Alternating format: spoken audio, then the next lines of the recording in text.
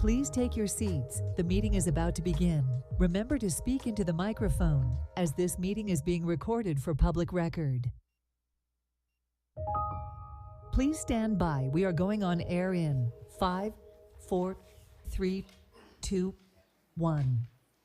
Good afternoon and welcome to the February 20th, 2025 meeting of the Land Use and Sustainability Committee. I want to thank my colleagues for joining us today and the members of the public who are attending in person and virtually. Thank you for your participation. Mr. Attorney, let's do a roll call to establish quorum.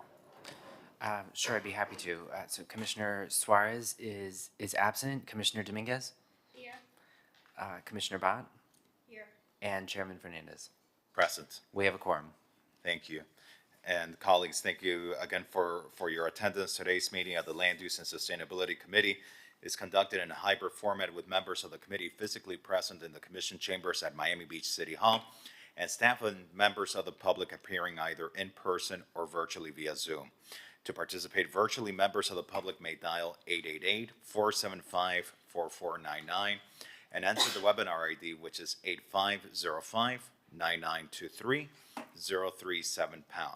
or log into the Zoom app and enter the webinar ID, which again is 8505-9923-037. Anyone wishing to speak on an item must click the raise hand icon on the Zoom app or dial *9 if participating by phone. With that, Mr. Director, do we have any withdrawals, deferrals, any changes to today's agenda? Yes, Mr. Chair, there's two deferrals. One, item 2, the Barclay proposal, LDR and comprehensive plan amendments is being deferred to a future date. And item number 11, discussing or marking all rent in excess of the minimum fixed rent received pursuant to the development and ground lease agreement between the city and MB Mixed Use Investment LLC for the development and operation of the Convention Center Headquarters Hotel for the purpose of promoting and supporting workforce and affordable housing development is being deferred to a future date. Okay, and we're also going to take out of order items number 23, number 5, and 22. I'm going to take those items first. Then I'm going to proceed with the priority items and the regular agenda. With that, is there a motion to set the agenda? Make the motion. The agenda has been moved. Is there a second? The chair will second the agenda. Oh, And sorry. with that, Not the agenda is set. Thank you. But I didn't vote. I'm sorry? I didn't vote. Oh, okay. Is there a motion to set the agenda? So move. Second. Is that by, can we show no that? additions or anything? I think we're deferring items number 2 and deferring item number 11, and I'm taking items number 23, number 5, and number 22 out of order before the priority agenda. With that, the agenda is set. Mr. Director, I'm going to start off with item number 23. Okay, item number 23 is discuss the regulation of the use of generators, sound systems, audiovisual equipment, and stages at private residences used as party houses. Thank you, Mr. Director. And this is an item that we've had longstanding on the agenda. We've seen in recent years large-scale party houses and other special events that have occurred during highly popular periods in the city's residential neighborhoods, with so many attendees and the use of commercial-grade equipment that it's not only affected the quality of life of our residents, but it's also affected public safety. During the most recent Art Week, we piloted certain permits for these large-scale residential parties, and I think that the effect of those permits were positive, and there was an improvement to public safety. There was an improvement to the residents' quality of life, but also an improvement to the ability for the city to impose conditions that otherwise the city wouldn't be able to impose. We need these regulations for other times of the year, so I've asked our Chief Deputy Assistant City Attorney, Rob Rosenwald, to come before us today and to present us with options to extend the piloted measures to other times throughout the year. So, Mr. Attorney, welcome. If you could please introduce this item. Thank you, Mr. Chairman. Rob Rosenwald with the City Attorney's Office. You actually have two items before you. One is an amendment to the LDRs, and one is the creation of a special event permit program for large parties at residential houses. I'll take them out of order. The first being the one that you mentioned, the special event permit. That is an ordinance that mirrors the successful Art Basel pilot program that we did for Palm Hibiscus and Star Islands this past year that allowed us to impose restrictions and controls in order to protect residents' quality of life during Art Basel on those islands for very large industrial grade commercial style parties. This new ordinance would make the exact same requirements as that resolution during a broader period of time for various high impact periods like spring break and New Year's and other listed times throughout the year. Specifically, we're talking about spring break, Memorial Day, Independence Day, Halloween, and Art Basel, the holidays, New Year's Eve. Correct, and it's broad dates around that time, since the dates do change every year. And then the only other additional changes, it's citywide now in this proposed ordinance, as opposed to just the PHS Islands. And if you'd like to talk about that one first, or I can go on to the second ordinance and just briefly describe that as well. Well, for the benefit of the public and my colleagues, we're talking about regulations for parties where either fireworks are involved, where there are more than 100 attendees to be expected, where we expect for there to be more than 50 vehicles picking up or dropping off or parking at a party or event, where there is the use of institutional or commercial grade speaker, lights, and or generators, or where you have institutional or commercial grade bars being used at these parties. Is that correct? Yes, and keeping in mind that those are general terms, but also that for any application, the city manager, through the ordinance, retains the ability to impose any restrictions or conditions that he believes would protect the quality of life of the surrounding residences. Any that he wished to impose that were suggested by a recognized neighborhood association, or to deny the permit outright if those negative effects couldn't be significantly mitigated. And that's so important because one of the things you hit on is that any of these types of parties that we just enumerated would require a review by the city manager, who could also impose these restrictions to promote a safety. But we also, by requiring this review, we can also make sure, like, for example, if you're going to have something like a porta potty or some other stuff, that you have the proper building permits and you comply with the proper safety regulations. Is that correct? That's correct. Okay. All right. So let's proceed with the second part of this item. Okay, and then the second ordinance is also sort of a companion item that to the party house theme, and it amends the LDRs, the prohibition on commercial use of single-family homes.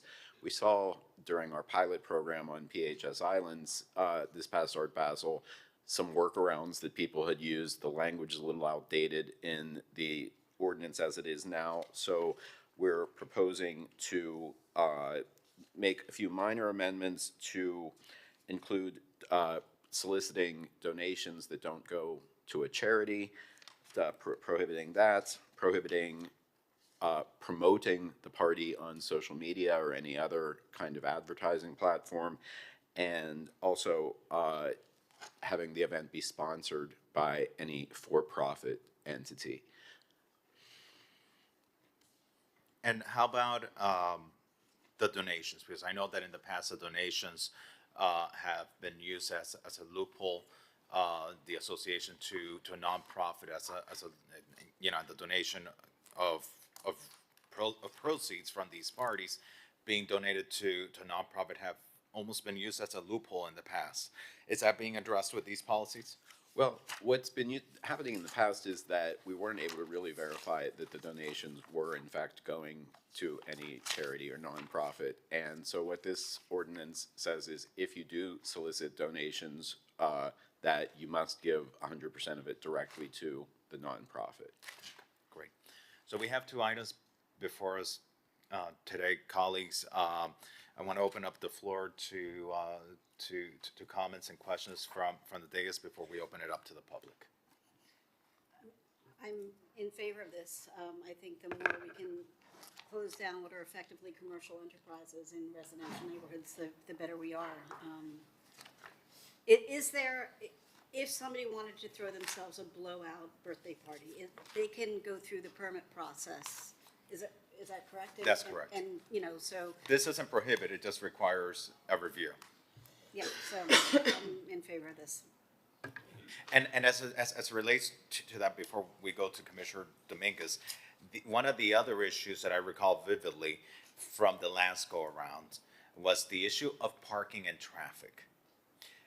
This allows the city manager to impose conditions to help mitigate the issues of parking and traffic?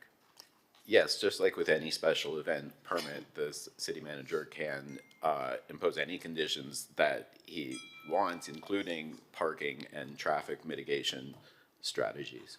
And if those are violated, what are the penalties of either violating that or let's say saying, I'm not gonna get the permit?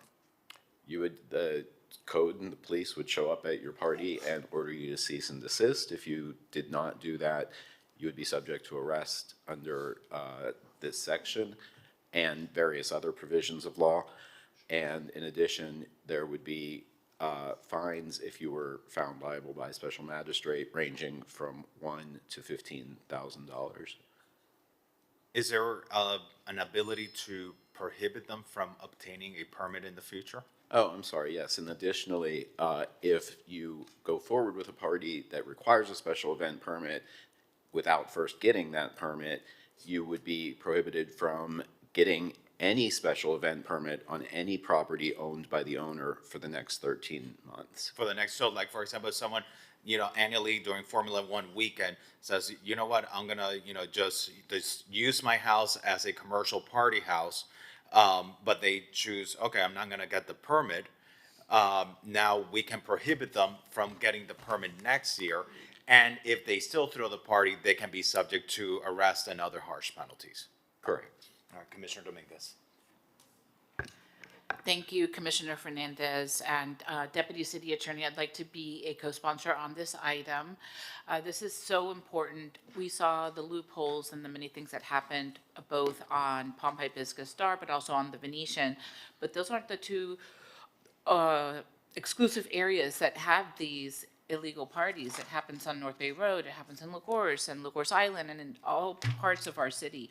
So this is really a good way to tidy up some loopholes and loose ends, and I'm very supportive. Thank you for all the work you've done on this. You're welcome. And you are already co-sponsor Okay, I didn't on see it on both here. items. So you can replace your suggestion of a co-sponsor with my suggestion, I love it.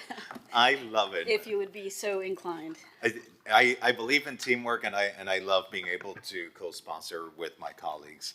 And just for purposes of the record, I do want to recognize the virtual attendance of our colleague and committee member, Commissioner David Suarez. With that, are there members of the public wishing to speak on this item? If you're attending in person, please feel free to approach the podium, or if you're on Zoom, feel free to raise your hand via Zoom, and you'll be recognized.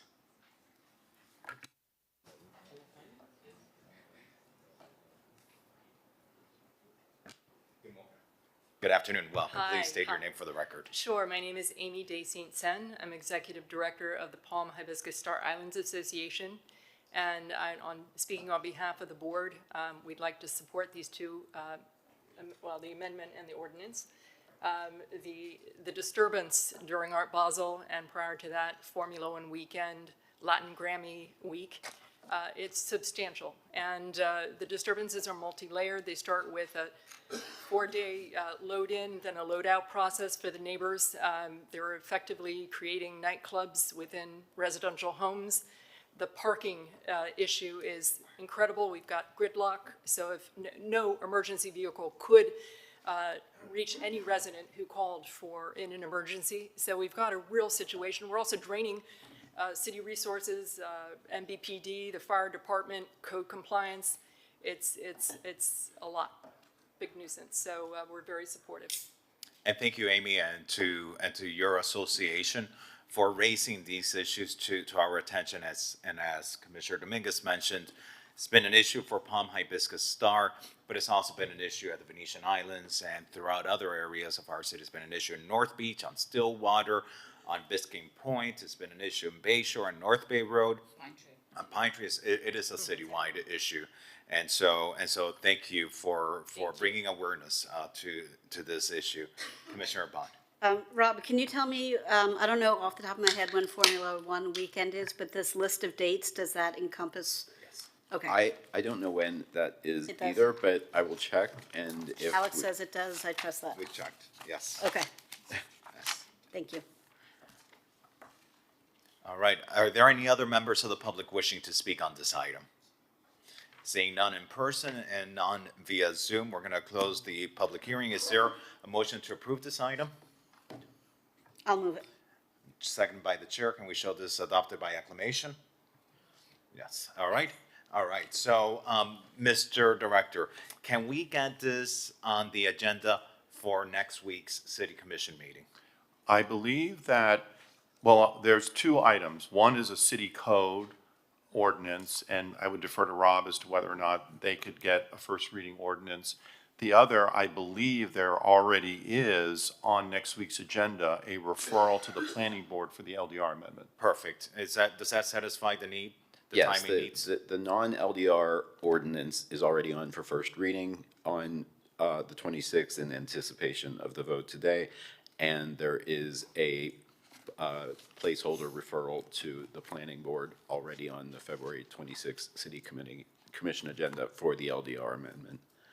Perfect. Thank you. Thank you, colleagues.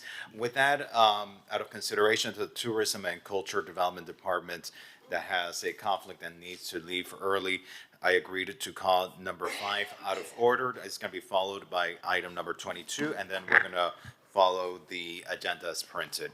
So with that, Mr. Director, let's call up item number 5. Item number 5 is a discussion regarding facilitating pop-ups for local cultural institutions and startups in vacant retail commercial spaces. So this is an item that that I placed on the agenda together with the support of Commissioner Bod, because we need to see how we can help fill some of the empty spaces that we have in some of our major commercial corridors. And sometimes the opportunity is there to have temporary tenants, commercial tenants, occupy these spaces and bring activity into the road and give small businesses the opportunity to test their product before they marry themselves to a long-term lease in our city. And I want to thank Lisette Arrogante, who's worked on this item, and I want to turn it over to you to present. Thank you, Mr. Chair. Lisette Arrogante, Director of Tourism and Culture for the City of Miami Beach, committee members, and thank you for queuing that up so nicely, Commissioner Fernandez. The city's been dealing with vacant storefronts for a while. They have done some initiatives in the past. During COVID-19, we had a program called Open House that we incentivized local artists to activate vacant storefronts. In the memo before you, we have 3 potential initiatives that we can look at, which is revisiting the open house program. 2 is expanding the pop-up permit process. And 3 is looking into a much longer term and is the makerspace. So I can go into what we feel would be the recommendation for a quick win at no cost, or we can go into detail. That'd be great. Let's talk about quick wins. Sure. Because we love those no-cost solutions. So currently we have the pop-up permit, and what that is, it's a 90-day opportunity for a new business to try out a space in a commercial corridor. And at that time, they can see if that's going to be a viable location for them. And if so, then at the 3-month mark, they start applying for their BTR and CU. What we're proposing is to encourage and incentivize new businesses to come from an economic and business development perspective, is expanding that pop-up permit from the 90 days to 9 months, and at which time, if they feel that there is a viable location for them, then they can start applying for a CU and extend their BTR from 9 months to 12 months. So, it has the potential for a year. And I think that that's, the other thing I want to share is that the pop-up permit requires at least 14-day notice. And so it's encouraging, again, to bring, some really cool pop-up possible, like retail or restaurants. And I know that in the discussions that we had, we discussed of having a specific expansion to the Lincoln Road area for restaurant and bars. And this would only work for vacant locations that are second-generation restaurants. So if there was a previous restaurant there and a new business is interested in doing a pop-up restaurant, that would work really easily for them. Great, and the great thing about this is that once the businesses get to experience Miami Beach, the likelihood that they'll want to stay is pretty high. So we need to give them that opportunity to roll out that red carpet for them. Correct. I have a question. Commissioner Bott, The pop-up. Vice Mayor Bott. Tanya is fine. The pop-up permits are anywhere citywide, right? That's correct. Because in the memo, there was one of the programs, CLS, was only available in the Art Deco, MIMO, Commercial Character Overlay And that's through District. the Economic Development Department. Okay. Because if we're still doing CLS, which I understand is not your department, but if we are still doing the CLS, I don't know if Heather's here. Hi, Heather. With all the hats you're wearing these days. If that is something that we are still moving forward with, I would like to extend that into the North Beach area, especially if we're focusing on artists and entrepreneurs. The Central Fine Gallery in Normandy just had one of their artists have a piece bought by the Guggenheim. So it seems counterintuitive, but we have a lot of art happening up in North Beach, and we're going to be having a lot more. So to help incentivize and elevate artists having opportunity to set up shop, I would love to see if we can expand the CLS. So I don't know, expand the boundaries of the CLS program. And the great thing about the commercial lease subsidy program is that you're not just limited to art. You can consider other things. I think we had on Lincoln Road, we have a churro store, a churro restaurant that we're bringing in new to the market, which is part of the thing that the commercial lease subsidy program does, is new to market businesses that are being introduced. So we have this churro restaurant from Spain that is coming here. I think on Washington Avenue we have a brewery that is benefiting from this. I think Commissioner Dominguez helped participate in this program, and so it's one of the things that early on in my term I was very proud to work with the Economic Development Department on, was creating this LEAPS subsidy program. So is it possible to extend this to other parts of the city? Good afternoon. Mayor, Commissioners. We can look into seeing how we can do that. Just so you know. We can't hear you. Now we can hear you. Oh, okay. Oh, there you go. Heather Shaw, Assistant Director, Economic Development. Good afternoon, Vice Mayor, Commissioners, colleagues. We can look into seeing if that's something we can do in North Beach, but the CLS program is really for non-conforming businesses. So it's trying to get those, and I'm quote, nuisance kind of services out of the community to bring in the arts and to bring in the kind of immersive type of businesses. But we can explore if that could be done in North Beach. Absolutely. Yeah, I think when we did the sort of non-conforming businesses for South Beach, at a similar time frame, there's also discussions of North Beach having some of the same issues. So, what's good for the goose is good for the gander. So I'd like to see if we can. We will look into that. Great, thank you. Commissioner Dominguez. Thank you. Yes, I think it would be a good idea to expand this to North Beach. Just this morning, I had a meeting with a property owner who has a lot of businesses, vacant storefronts, and he has the required paperwork that he has. But if it could be activated, this is near hotels. This is a tourist area.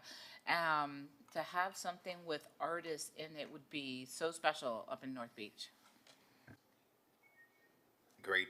And with that, just wonder, because one of the things that I think that we could also be doing is if, let's say, a business participates as a pilot program, it almost, we could guide them, walk them, hold their hand a little bit.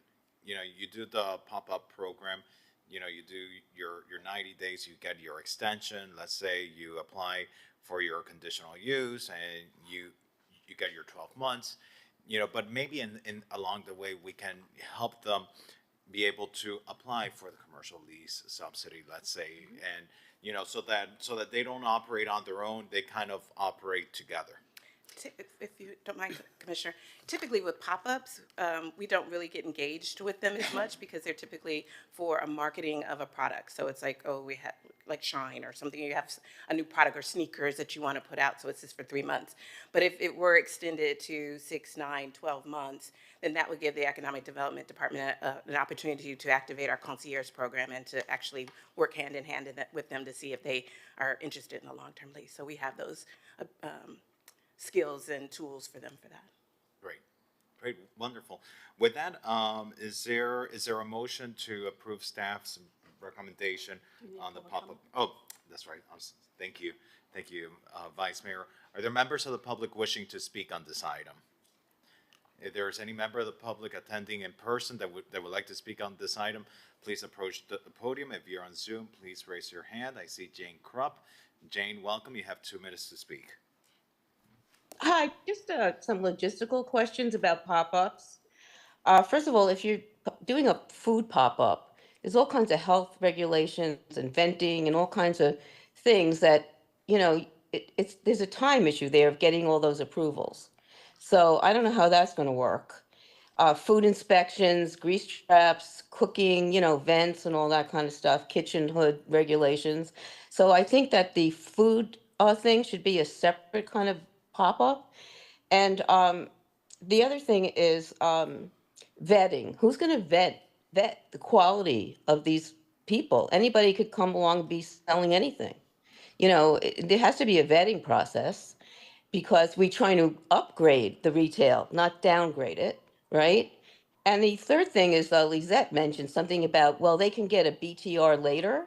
Well, what's going to happen in the 90 days? How are they paying taxes? Anyway, those are some questions I had just logistically. I'm not against pop-ups, but I think there should be some kind of vetting process. If we're, opening up our retail spaces, they should not be downgrading the neighborhood. They should be upgrading. Anyway, that's all I have to say. Thank you. Thank you.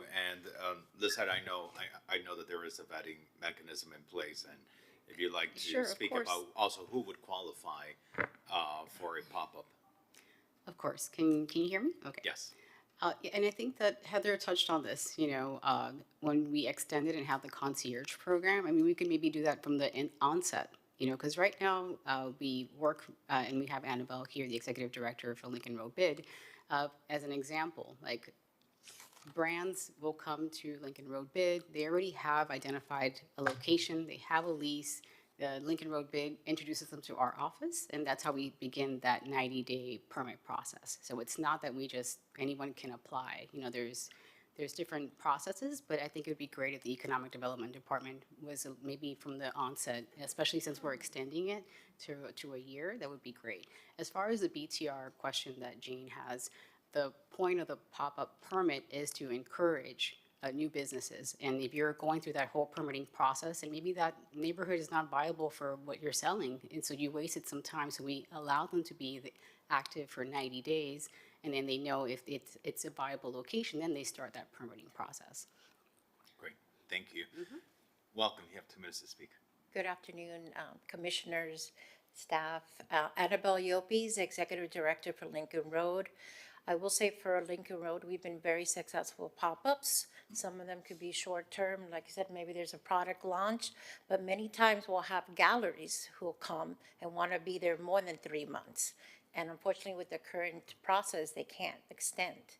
So for us, it's a positive thing that we can offer this opportunity to businesses who want to open up and really understand the market and know if they want to stay for a permanent time.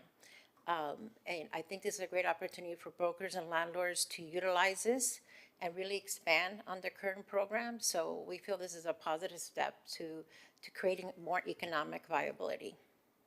Great, thank you. you. Any other members of the public wishing to speak on this item? Seeing none, I'd like to entertain a motion following staff's recommendation to increase the activation days of the current pop-up permits by amending the restriction from 90 days up to a year, so that businesses can really come in, test the market, hopefully find their success, and make their long-term commitment here in the city of Miami Beach. Is that, if there's a motion to have So that? moved. It's been moved by Commissioner Bond, seconded by Commissioner Dominguez. We can show this adopted by acclamation. Thank you. Thank you, colleagues. And also, important in this, as this item moves forward, promotion, promotion, promotion. I think promotion is the most important thing that we need to do with the success of this, because there is a perception out there that bureaucracy, red tape, makes it hard to do business in the city of Miami Beach.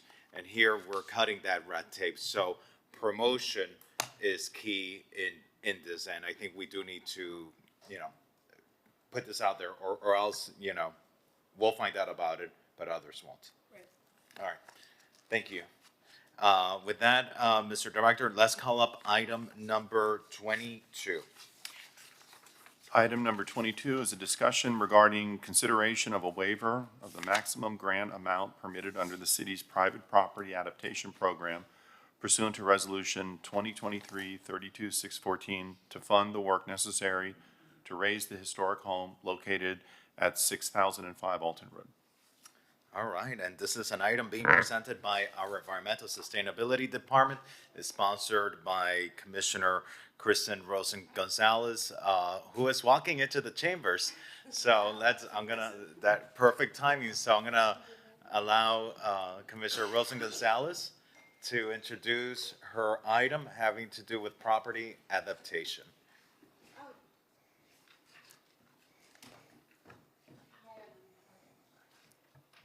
Hello, good afternoon, everyone. This item was on the agenda, and I know that we were going to speak about it. We had some questions that we wanted to ask FEMA about the program, and apparently FEMA did not want to come speak. Do you know why? I was going to pull the item, but I wanted to find out why, if they have this private property adaptation program, why they didn't want to speak to us. Sure. Good afternoon, Amy Knowles, Chief Resilience Officer. And so, yes, we did reach out to the Florida Division of Emergency Management that oversees these programs, and they just were not available. They're running a new program called Elevate Florida, which is a new state program to help residents across the state. And they're in that application period, so the chief just said they're not available. But we did reach out a few times. On a Zoom call? Yes. Mm-hmm. Would you do me a favor? I would like to defer this item, and could you please send us the contact information, and we're gonna reach out from our office. And I made a mistake, it's not the Federal Emergency Management, I guess it's the Florida Emergency, what is it, Florida Department? It's the Florida Division of Emergency Management, and they are the pass-through for the federal FEMA FMA program. And then there's also a state program that they're administering. But I personally reached out, as well as our grants director as well. Okay, would it be okay with you guys to defer this for a couple of months and There's a figure out why? motion to defer, and I'll second that, but I'm going to recognize Commissioner Dominguez.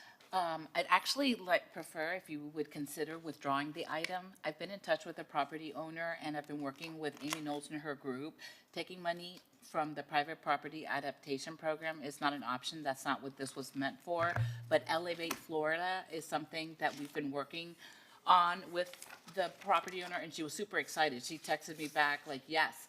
Well, that's why I kind of wanted to leave it on so that we could have the conversation surrounding this. We're not going to take money from the adaptation program, but I do want to speak. I want them to come forward and say, here's what our program is. I would like them to speak to us. So if it's okay with you, I just want to reach out to their office so that I can keep it on here, and we'll just have a brief conversation. We are not touching the private property adaptation program.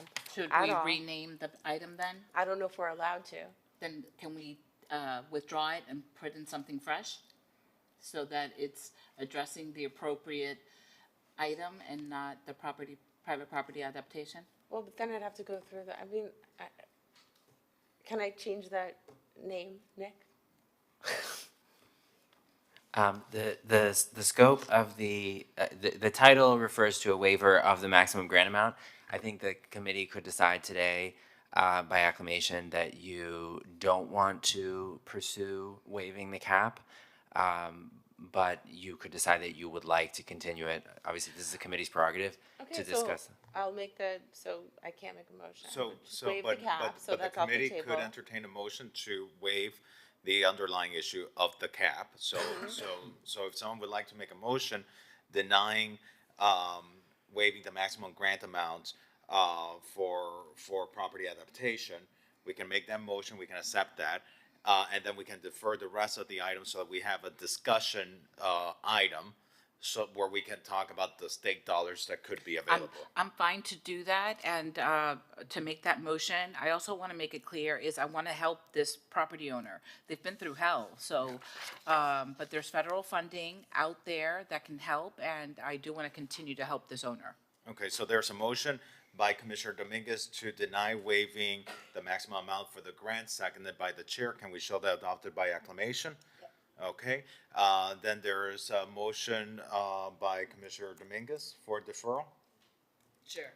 Okay, And I'll second that. Commissioner Bott, you're recognized. I'll second that, but when it comes back, whenever it is in April or May, and if you're able to get the Florida Dem people or whatever they call themselves to come, or even if they don't, can you guys be prepared to present what the state program is and if there are national grants, if we can't get the actual representatives, so that we can jump onto that, because this is an initiative that we would really like to promote in the city, not just for a single person, but for anybody living in pre-1942 single-family homes.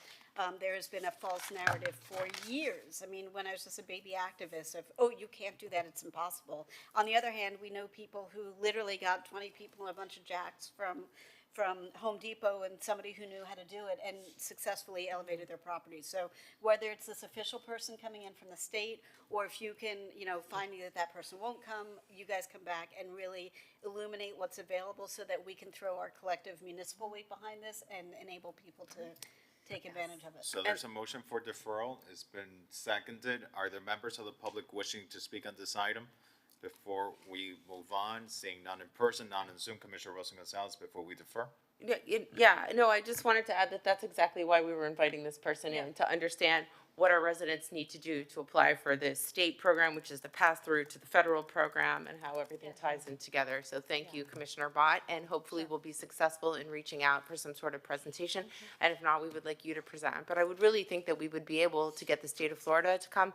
Maybe you want to speak to Peter, who's up in Tallahassee this entire time, and ask him to actually go and visit that person and invite them personally. Or throw them into his trunk for when. Yeah. We'd be happy to do that. And also just note, we did highlight this program through a press release. We highlighted it through an LTC. It's in our city newsletters, and we have been sending out special dedicated emails as well. So we're already getting the word out. Okay. Perfect. Okay, thanks. Thank you. Thank you, Commissioner Wilson Gonzalez, for joining us. With that, Mr. Director, let's proceed with the order of the agenda, starting with item number 1. Okay, item number 1 is a bi-monthly update on code enforcement activities and the status of special magistrate cases involving properties and/or businesses located in North Beach, and to address any ongoing concerns and new developments in North Beach. All right, and I want to thank the Code Enforcement Department and Hernan Cardeno, our director, for their work in addressing violations across North Beach. I think this report makes it clear that we have persistent challenges when it comes to property neglect, sanitation, code compliance in this part of the city. As the commissioner who initiated the request for these bi-monthly updates on code enforcement activity, I want to make sure that we're not just tracking these issues, but we're actually improving conditions for our North Beach stakeholders and residents. I think the data shows a significant backlog of cases. I think we see repeat offenders and properties that remain in disrepair despite multiple citations. And so, I really want the goal of this discussion and these regular updates to be to better understand what's working, what's not working, what additional tools and strategies we need to turn things around. So Hernan, welcome. Thank you, Mr. Chair, members of the committee. Hernan Cardino, Code Compliance Department. So yeah, we're actually providing bi-weekly updates via letter to commission, and then we'll have an appearance here at this committee bi-monthly. So as you touched on, Mr. Chair, this was actually promulgated by, sponsored by you at the commission level and adopted by the mayor and commission. And so our strategy efforts, of course, include education, proactive inspections, corrective action, and of course penalties for those properties that do not comply. Just as way of background, we discussed briefly last time that we have 6 code officers, neighborhood code officers assigned there, along with 1 neighborhood code supervisor. In addition to the outreach we've done, Commissioner Bott, we've done a couple of walks with different disciplines from the city along the Collins Avenue corridor to identify, at least twice, to identify some issues there. And just to add, we did Normandy too. say again? We did Normandy, 71st and Normandy as well. And then just to add to the biweekly report, that actually includes not only the code enforcement summaries of all the violations and what's at the special magistrate, it also includes property management activities and special magistrate cases. So let me ask you, because when I look at this report, what I see is a high volume of unresolved violations. In 2024, as per the latest report, I think there were 472 violations issued in North Beach in 2024. From what I saw, there were about over 300 that remain in the process, awaiting either re-inspection, indicating some sort of backlog. They're still somewhere in the process, which is concerning, because you guys are doing the work. You guys are going out there and issuing these violations, and these violations indicate that there's a problem. The problem is that you identify over 400, nearly 500 violations, and only 45 resulted in adjudication, and 28 are under appeal, which means that we have over 300 violations that are somewhere in the process. So I'm wondering, what is driving these delays? What's happening here? Why is it that we're not seeing the outcome and the results that we need here? Right, and we're looking for the same to turn the corner there, but I can tell you there's a small percentage of them are where we actually keep the case open for at least a minimum of 12 months, especially where it relates to property maintenance standards, only so that we don't have to perfect due process and service of documents all over again. And if the property falls in disrepair again, then the city can actually take action with our vendors and then lien that property for the hard dollar costs. How many properties have we, but when we put liens, yes, I mean, so we can lien a property. How many properties do we have under lien? I have to pull that information, I'm not certain. Yeah, because the thing is, like, okay, it feels like it almost becomes just part of the process. We lien, but then nothing happens. The violation persists, the problems persist. Sure, and there's been some higher profile ones that you're aware of there, and there's a lot of properties this way that are just running daily fines for non-compliance, which eventually turn into liens also. Yes. The problem with liens, it sounds great, but that assumes that the property changes hands. And so for a lot of people, it's just $100 a day is chump change for them. And it's just the cost of doing business. And there's no lever, there's no mechanism to force them to comply. And how do we fix that? I mean, Nick, that may be a question for you as well. I think that's one of the missing pieces. Because we see code out there, and certainly on the walks going for 2 blocks at a time in any neighborhood in the city, we write up dozens of violations or directly speak with the property owner or tenant or whatever to address things on the spot. But there's this black hole that things fall into. And so what can we do as a city? No, and you're right, because what I feel is that we have ineffective deterrence measures. We are imposing the fines, but their effectiveness in compelling compliance is questionable. we're not getting the compliance. You put the liens, and the liens, the lien accumulation is noted very well in the memo, but does the city enforce them to recover, our costs? I don't know. And then, few cases are actually reaching the point of special magistrate adjudication. And then even fewer result in compliance. So something is broken. Something is really broken, and it's not serving the residents of North Beach well. Nick? I'd just like to add two things. One is that the city, that code liens routinely are satisfied as part of settlement agreements of pending code matters. And the second is that if and when a property ever changes hands, if a property sells or transfers for some other reason, that is our opportunity to collect, and we do collect at that time. Yes. But, the problem is that that's an if and when the property changes hands. And by that time, the neighbors have spent whatever it is, 5 years looking at an eyesore. I mean, wouldn't we all rather, as a city, not have whatever the liens were that the Morellos finally paid or are in the process of paying of $5 million or $8 million, and still have had the building? They haven't paid that. Well, I think they're in the process of negotiating. I'd have to check with Steve, but I know, or like getting it done, not negotiating, but getting it done. So, but my point is, we didn't have a lever to force them to fix their building, and now we are down one important historic building, right? Yep. So the liens, they're not high enough, property doesn't change hands often enough to make it different.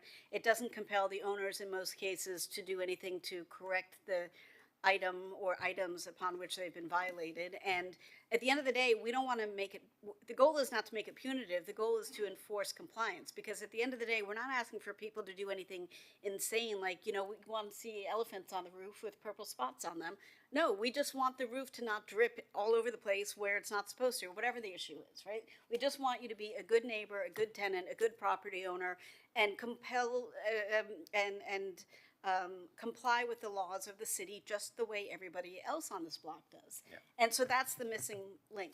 And the reality is that in a market like Miami Beach, such an expensive market, such a premier market like ours, those liens, we all know, it still ends up being the cost of doing business for this property owner, because the reality is, they're getting a golden parachute at the end of the day when they're engaging in these sale transactions. And so that's part of the challenge here. And one of the things that I strongly believe we need to start talking about is zoning moratoriums for habitual offenders of our code. If you are a bad property owner, if you are a negligent property owner, if you disrespect our code, you should not be able to come and ask for the city to get zoning rights or benefit from incentives that you are not entitled to otherwise. And I really think that that's when the message will start to resonate. If you want to benefit from incentives in our codes, if you want to benefit from zoning requests, fine, but you have to be a good property owner. You can't be an habitual offender of our code. Otherwise, people will take advantage of the city's desire to see a city that's cleaner, that's safer, that's better in appearance, that has enhanced sanitation and property maintenance standards. And what they'll do is that they'll say, I'll just abandon my property, because then the city will be so desperate to see that the conditions be improved that I'll go in, I'll ask for more height, I'll ask for setback waivers, I'll ask for uses that I'm not allowed to do as the incentive to the city to give me what I want. So I'll just abandon my property because the city will be desperate to give me what I'm asking for to improve. And I'm getting to the point that is the only way that I see us going forward in addressing this, because the fines are not working, the violations are not working, the liens are not working. And the only other thing that I can see us do is put a hold on anything that can add value to their property. Commissioner Bond. So I think that will address a portion of the issues. There is one of the many developments that is starting in North Beach, one of the many overdevelopments starting in North Beach. And I don't remember who the developer is, but it's a frequent developer in the city of Miami Beach. And because I would talk to Tom all the time, like, that damn fence is a nightmare. And it was such a simple thing to try to keep their construction fence not looking like, a victim of a hurricane. And it was just endless. And now it's been fixed or something. But that's somebody who, easily 10 phone calls or 10 incidents at a minimum.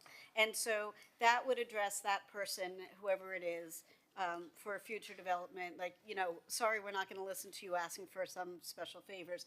But what it doesn't address, and here's almost what is the bigger issue, is the individual retail or individual properties that are smaller scale, where people don't know, don't care, don't ever get the message. That's part of the issue as well. I know you guys have massive outreach, but somehow there's this disconnect. And what happens is you have from one block to the next something that looks like a beautiful city, which we are, and on the very next corner, and with all due respect to Sao Paulo in the 70s and early 80s, it looks like Sao Paulo in the late 70s and early 80s, which is not great. It's a developing country, and we're not. And there's no excuse for our city to look like that because people don't care or they're not being pressured into complying with the law. So I do like that idea for bigger issues. I don't think that addresses the smaller issues. Thank you, Commissioner Bond. Are there any other comments from the dais on this item? Commissioner Rosen Gonzalez. Why don't you just raise the fines We're limited by the state. to 5,000 a day? Unfortunately, we're limited under state law. First violation can be no more than 1,000, and for a repeated violation, it's no more than 5,000. Hernan, in your opinion, how do we collect and get and stop? Commissioner Dominguez stopped the continuances, right, at the special master. I think that was one step. I like your idea about the zoning, by the way. Yeah, I think it's something that we all need to be mindful of. If a property owner is coming to us and seeking zoning relief, and they have a history of being repeat offenders, they need to feel the real consequence. And the real consequence is if we get in the way of the increment of their profit that they will make through the zoning relief that they're seeking from us. That's when reality will set. Because I really do think that we've gotten to the point that some of them are just, some property owners are purposefully neglecting their properties to make the city desperate so much for change that the city will be then willing to contemplate the zoning relief that they seek, and we need to, I think, put our foot down and say no mas. Okay. Yes. Okay. I agree, and I'd be supportive if you wanted to bring something forward, because I think that will move the needle, even possibly on the smallest ones, if people think that they're going to lose zoning rights, if we're allowed to do that legally, and I'm not sure we are. Hernan, why are people not complying? You guys are giving out these violations. And then what's happening? It's a mixed bag. Sometimes we find responsible property managers that do take corrective action, and other times we can't find anyone, and so we just go through the legal process of documenting and liening these properties. But some do come up with, also we talked about changing hands, but also on refinancing, they come up and they have to clear these liens, and that's happened a few times. So I just want to know, do we have a list of the repeat violators that we know, that would be our habitual offenders? We can pull that code information, issues? yeah. What's that? We can pull that information, yeah. I think we For the need finite to, period, yeah. we need to, start a list of this. I think this list needs to be published. I think this list needs to be circulated to us. I think the city commission needs to be aware of who these individuals are, so that when they knock on our door and they ask us to consider us to use our legislative prerogative to help them, that we encourage them to use their prerogative as private property owners to be respectful of our city's codes. Nick, you're recognized. If I could, Mr. Chairman, I just want the record to reflect, we are working with you on legislation which was referred by the City Commission on February 3rd to this committee, which would address requests for zoning relief by habitual code violators. The zoning moratorium that I'm seeking to do. The restrictions on applications by property owners who have repeat code violations. You call it that, I call it zoning moratorium. All right, very well. Are there members of the public wishing to speak on this item? If there's any members of the public attending in person that would like to speak on this item, please approach the podium. I see Elizabeth Latone attending via Zoom. Elizabeth, welcome. You have 2 minutes to speak. Hi, good afternoon, and thank you for this item. Continuing item, I good suggestion, and it's one that you guys don't even realize, or if you do, you haven't implemented it, and that's foreclosure proceedings. Once you've liened a property, you have non-compliant offenders, and I don't understand why the city hasn't taken that step in starting foreclosure proceedings. I'd also like to ask if the city finds itself for code compliance violations. Our alleyways in North Beach, our west lots, the grass cutting, all of that kind of stuff. I'm not sure what's going on and why the special magistrate listen, there's a way, and it's foreclosure. You just start the proceedings, and that is a hammer that you all have, and it hasn't been used. We use it in properties all the time. We use it in condos who don't pay special assessment fees, and that's something that's a pretty strong message. And I appreciate y'all doing this. It's a mess. And Commissioner Bott's right. One lot looks really great, and the others look like a war zone. Same thing with the sidewalks, all of it. So I think we also need to start with our own backyard. Thank you. Thank you, Elizabeth. Larry Schaefer, welcome. You have 2 minutes to speak. Hello. It's good to see the commissioners looking healthy on the dais. I know that some people have had the flu recently, so it's great to see your smiling faces and look healthy. Related to this item, Mr. Cordano, I believe there are code violations right now on the Ocean Rescue temporary installation on the west lots. We have 8-foot fences. We have rusting objects attached to the fences. We have graffiti. We have, if you take a look inside that installation, I believe you'll find more code violations. I believe Ms. Latone can verify that. We inspected the site together. Have you ever cited Ocean Rescue? Have you ever cited the city manager for not maintaining that installation there? So have you cited the city manager for the west lot that used to contain the log cabin? It looks terrible. I believe there are code violations there. The dumping of broken cars and debris piled up by containers. So have you done your work in investigating your own organization? Please answer this. We need to know if you're on the job here or not up on the west lots, because it looks terrible.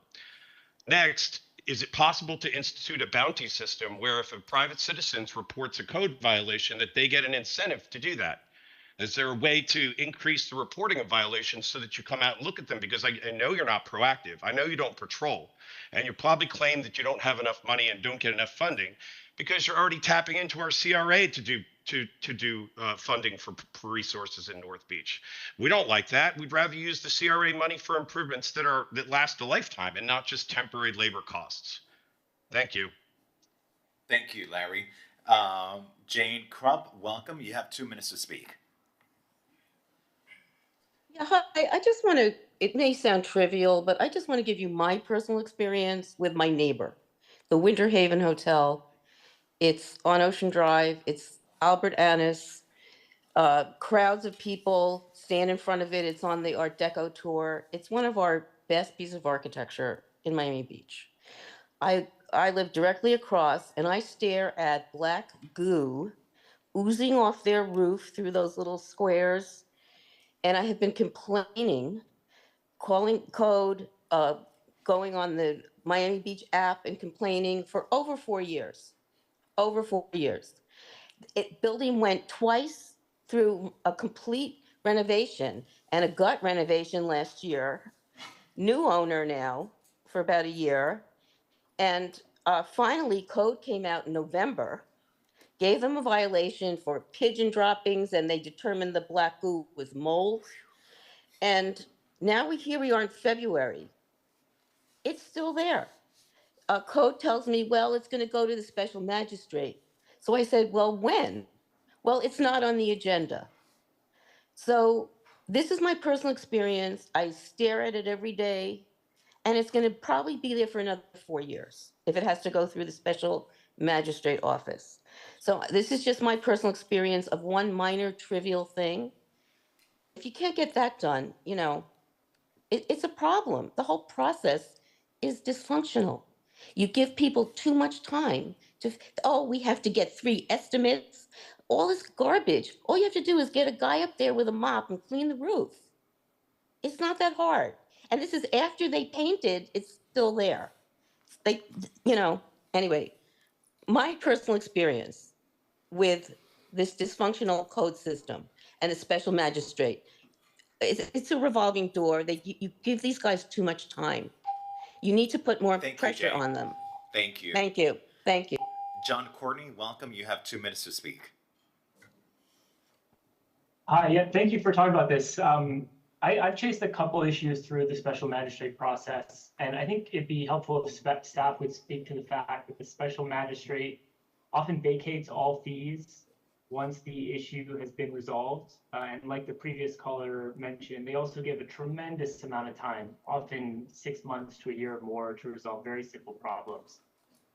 We never had any success chasing issues through the special magistrate process. And the only thing that has started to drive some compliance is working with the staff at land use boards and with the staff that grant permits, and talking with them about adding conditions on approvals and on permit issues to get the properties into compliance before those are given. So I just agree with the greater consequences, and also agree with other callers that the special magistrate process is entirely broken.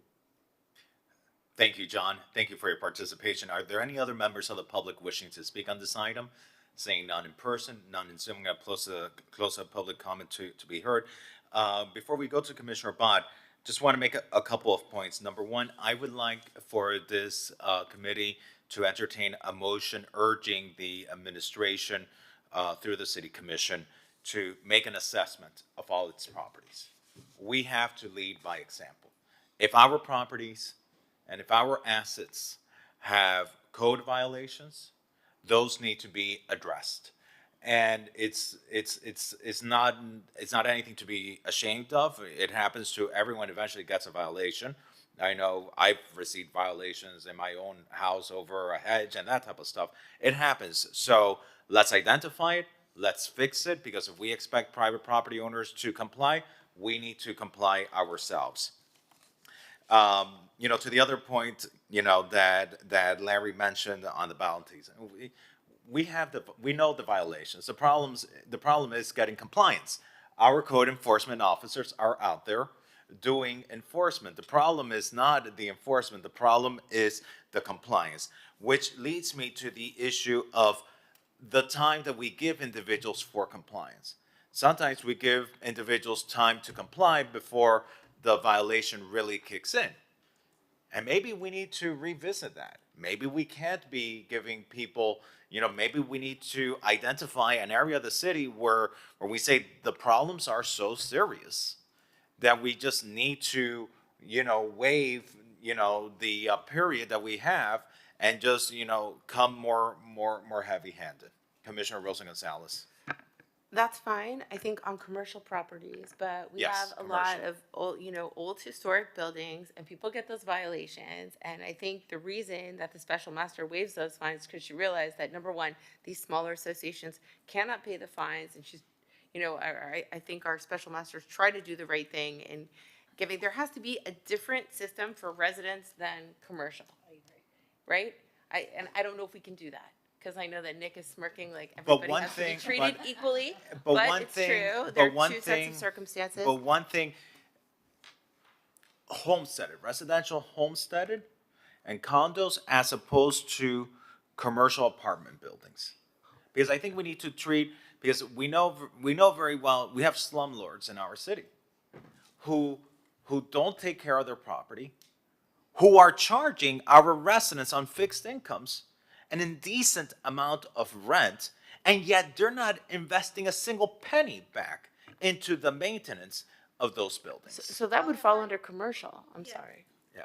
And I would just add in, it's not just the slumlord rental apartments, of which there are far too many, but I was touring Flamingo Park today with residents, and one person was telling us about the condo association who wouldn't respond to her issues about unpermitted repairs above her leading to leaky brown water in her kitchen. And, so, and I know we can't get involved with the condo associations because that's a whole different, bailiwick, but I don't want to, I do agree that there's some difference between commercial retail space, but we also need to hold the multifamily homes responsible to do the right thing collectively. So I don't know if there is a way, Nick, of bifurcating sort of single-family home, individual issues where like, oh, I didn't know, I can fix it, and then you waive the fee, maybe. But commercial enterprises and multifamily homes, whether it's condo or rental apartment with, hopefully a decent landlord, or even a condo. I think it's appropriate for the commission to give general direction to the administration as far as particular areas of the city or types of development where you want resources to be focused. I think that is appropriate. I think you can do that. All right, so this is a discussion item that we're going to continue to next month. I would like to see, and I don't know if this has to go to the city commission, but Mr. Attorney, guide us properly. The issue of city properties not keeping up with the code, I think if there's an issue with it, we need to do an assessment of our properties. I think I want to see a list of repeat violators. I think we should know who those are, and I like for our staff to explore, whatever other stronger deterrents we've discussed today to make visible improvements in our neighborhoods. Mr. Chair, you could make that, the committee could make that as a motion to the city commission to transmit that recommendation. All right, Commissioner Bob, would you like to make the motion? So moved. All right, it's been moved by Commissioner Bott, seconded by Commissioner Dominguez. Any other questions, comments, discussions on the item before us? Commissioner Rosa Gonzalez, and then we'll close the item. I just never got clarification from Nick if we could have two different systems. I don't think we could have two different systems, but I think we could focus, if the commission wanted to give general direction to the administration as far as focus on, commercial properties, focus on multifamily properties, if you wanted the administration to focus on particular areas of the city, I think those kind of, as long as the commission's staying out of like individual cases, individual properties, I think you can give general direction. The process has to be, I think, the same. You mean like having code compliance focus on Right. commercial? If you wanted like targeted enforcement efforts on, particular areas of the city or types of buildings, I think that kind of general direction is okay. I think we should start with the commercial properties, which are the biggest violators. Speaking of which, I need to, I'm not going to call them out like Jane Krupp did. But I'm going to tell you. No, one of the things that drives me crazy are just not buildings that are cracked and unpainted, but ripped up awnings like flying in the wind, and we don't do anything about it. That looks so bad. And I mean, it's just, I'm so aggravated with it. And that's really one of the biggest things. I would like you guys to focus on awnings on commercial properties, because right there, I mean, that's where you see if a property owner is really taking care of their property or not. It's those filthy, awnings. I'm sure once you start there will be other violations. And I know that, people, property owners are going to be unhappy about this, but I think it's gone on too long. But remember, just again, the problem is not the violation. I think Following up on the violation. the problem is following up with the violation. We need to ensure the penalties have teeth, that repeat offenders face real consequences. Because that's the challenge that we have. So I think, do we have clear direction as to where we want to go in the spirit of this item? Yes. And maybe, poor eraser. I'm destroying the eraser on my pencil. I I got just very wit- aggravated with this issue. I just witnessed the murder of an eraser. The other thing, and I don't know if there's a way to do this, Nick, in what we're transmitting to the commission, but if there is, if staff and people in administration who deal with this all the time can kind of put their heads together and take a look and see if there are ways to close some of the loopholes once people do get notice. If there's something that we haven't been thinking about that we could think about differently as part of that conversation, that would be useful as well. I understand that we can't get all the way to two different systems, but maybe there's something that works better for commercial that is not relevant to single family or vice versa. I don't know. And I think that can be part of the committee's motion. At the end of the day, the goal really is compliance, right? So I think that the committee's consensus is loud and clear. Great. Okay. Mr. Mooney. And, Mr. Chair, just to confirm, the motion was by acclamation. One, to recommend to the City Commission that the administration be directed to review all city-owned properties and correct all code violations. And two, to continue the item to the March 11th Land Use Committee meeting and for the administration to provide a list of repeat violators. Repeat violators. And, what can we do to ensure the penalties have more teeth? We need to strengthen our penalties. And even as, one of the callers mentioned, even if that means, looking at foreclosures in some cases, we need to, if we have the tool and we aren't using the tool, even to send a message, then we really don't have a tool. And so the message needs to go out, and that's separate to the legislation, Mr. Attorney, that we are working on potentially doing a zoning moratorium for those repeat offenders. And that's going to be coming before this Land Use Committee, hopefully next month, Mr. Attorney? As soon as we can, yes. Mm-hmm. Great. Looking forward to that next month. All right. With that, let's move to the next item. I believe that's item 3. That's item number 3. The Barclay item has been deferred to a future meeting. Item number 3. Okay, item number 3 is coordinate with Miami-Dade County Public Schools to promote historic preservation and adaptive reuse of historic buildings on school property. Commissioner Bond, this is your item. Thank you for leading on this important issue. So this arose as part of the discussions we were having about the Rose Cottage and how to try to save it. And I've learned quite a lot. It seems like the Miami-Dade County Public School System is not beholden to our preservation laws or demolition criteria or requirements to rebuild if something is demolished, all kinds of things that we've learned. So we've been working very hard to try to get a cohesive plan on how to use that space, that particular property, along with some other spaces that are contiguous. I think there's a plan. I think there's a developer that Miriam has identified. So in this case, it seems like it's moving forward. We don't yet have permission to go on the property to document it so we can reconstruct the facade. We're still working on that. But I don't know what we can do on a grander scale, how to work together. Maybe this is a pie in the sky wish of, how do we facilitate closer cooperation to try to protect things that are within our city, that contribute to our city, to our character of place and resources, that are treated differently because the public school system is not primarily a landlord. That's not their primary function, nor should it be. But there are babies, and we want to protect them and make them available as resources for our kids and your teachers. And so what is available to us to do on that front? And thank you, Commissioner Bond, for introducing this item. I think we have with us today Natalie Simon, who is the Design and Planning Officer for the Design and district. Planning Officer for Miami-Dade County Public Schools. And thank you for joining us today. You're very welcome. Good afternoon.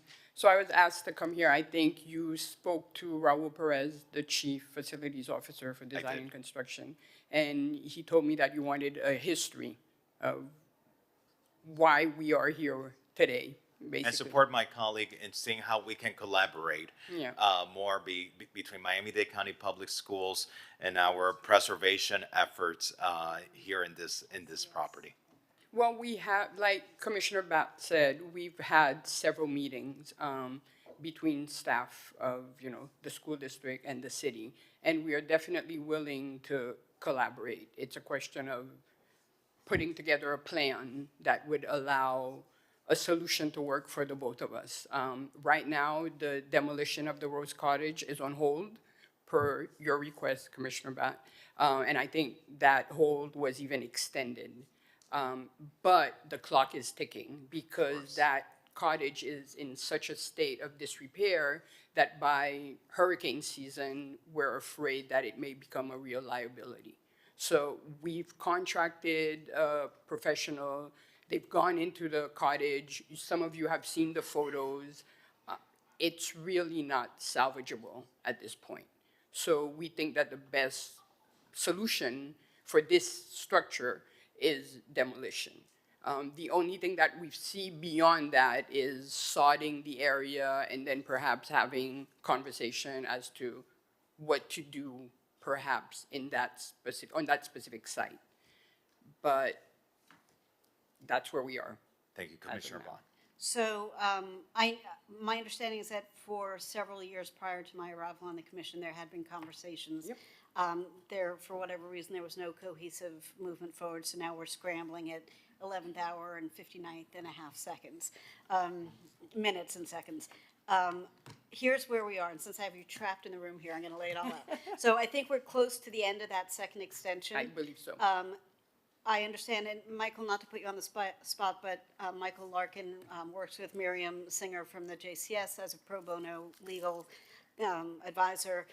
My understanding is that Miriam has a development partner that she's working with. There's a plan to acquire that property from you guys and bundle it all together with the JCS site and the parking lot for Feinberg Fisher, and do something contiguous that covers everybody's needs. So early childhood education, the JCS services, the parking lot for the faculty and staff and events, and also several stories of affordable housing. So nobody wants the building to fall down on anybody, but it's also quite protected. Even if it collapses, it's set back within the property on which it resides. We are still begging for permission to go onto the property, not into the property, but within the property greenery to photo document and measure, so that when the development is worked on, we can recreate the facade. We still haven't been granted that. We've been asking for months. I don't know how long ago, Nick, that DRB meeting was, or DRB or HPP, but that was like October, November. That was quite some time ago. That seems like an easy thing to do. The other thing is, it doesn't seem like there's any way possible that building could fall down and damage anybody since it's so set in. But if there's real concern and we need an extra few weeks to get the time for our staff to go in and document the building, we could close those sidewalks, the two adjacent sidewalks temporarily, and have people cross the street. And that would give us collectively the room we need to protect anybody who's in the area without demolishing before we get to measure. So maybe that's something you could take back to your folks and just give us another few weeks so that Miriam can get everything buttoned up and presented to you. I think everybody's on board in general with the plan that she has. So it's really just, can we get a shot off before the shot clock? And I just don't want to lose this opportunity to do something really great for the school, for the students, for the community, and have a lasting impact here, because we got our knickers in a twist about, is it 2 weeks from now, or can we get another 2 months, or whatever. We're not talking about going into the summer. We're not talking about hurricane season. We're certainly not talking about next year. But we do need a little bit of wiggle room if you could take that back.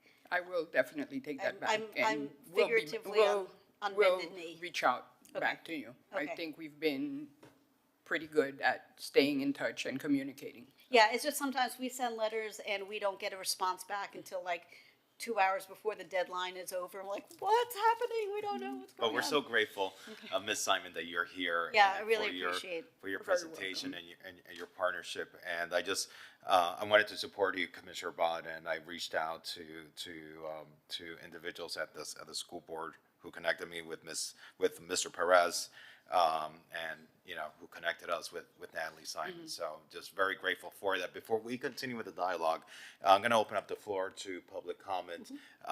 If there are members of the public wishing to speak on this item, please feel free to approach the podium.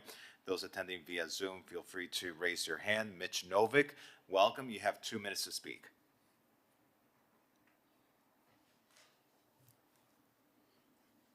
Mitch, welcome. Mitch going once. Mitch, we can't hear you.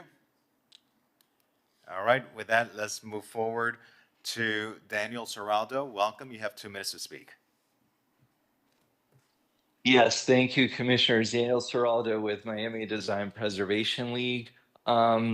This Rose Cottage is a really important part of the Espanola Way Historic District, which, as you all know, is the first historic district within the city of Miami Beach. It also is an L. Murray Dixon. He's one of the most noted architects of the period. And so although it looks really rough right now, that building has so much potential. So I'm very hopeful that the commission will continue working with Miami-Dade School Board on a plan to see what the options are before the building would be demolished forever. It's very unfortunate. I've lived in the neighborhood for a very long time, and I don't think I've ever seen work being done by the owners on that building. And as somebody who is also a property owner and who protects the building where I live, it's unfortunate to see it got to this. But hopefully we can all work together to find a solution to bring this back, because it's such an important part. It's a landmark in our neighborhood. And thank you so much. Thank you, Daniel. Mitch, I see we have you back. Welcome. You have 2 minutes to speak. Good evening, Mitch Novick. Do you hear me? We can hear you. With two Welcome. computers. Great. I was listening to your discussion with the code director, and I think we could all agree that the city should be held up to a higher standard in maintaining its properties, higher standard than its residents. But I'm wondering what happened here. Why weren't minimum maintenance standards being enforced? I'm also interested, has there been recertifications of this building? It's over 40 years old, and has that been deferred as well? Thank you again for taking my comment for the second time. Thank you, Mitch. And Mr. Attorney, as it relates to those comments, what code enforcement jurisdiction does the city of Miami Beach have over the Rose Cottage? It's a good question. So under Florida law, local school boards have jurisdiction to enforce the building code as to their own properties. So the school board's building official handles all permitting and enforcement issues as far as the building code goes for school property. So do we have the ability to send a code enforcement officer and cite the property owned by the school board? Not under the building code, no.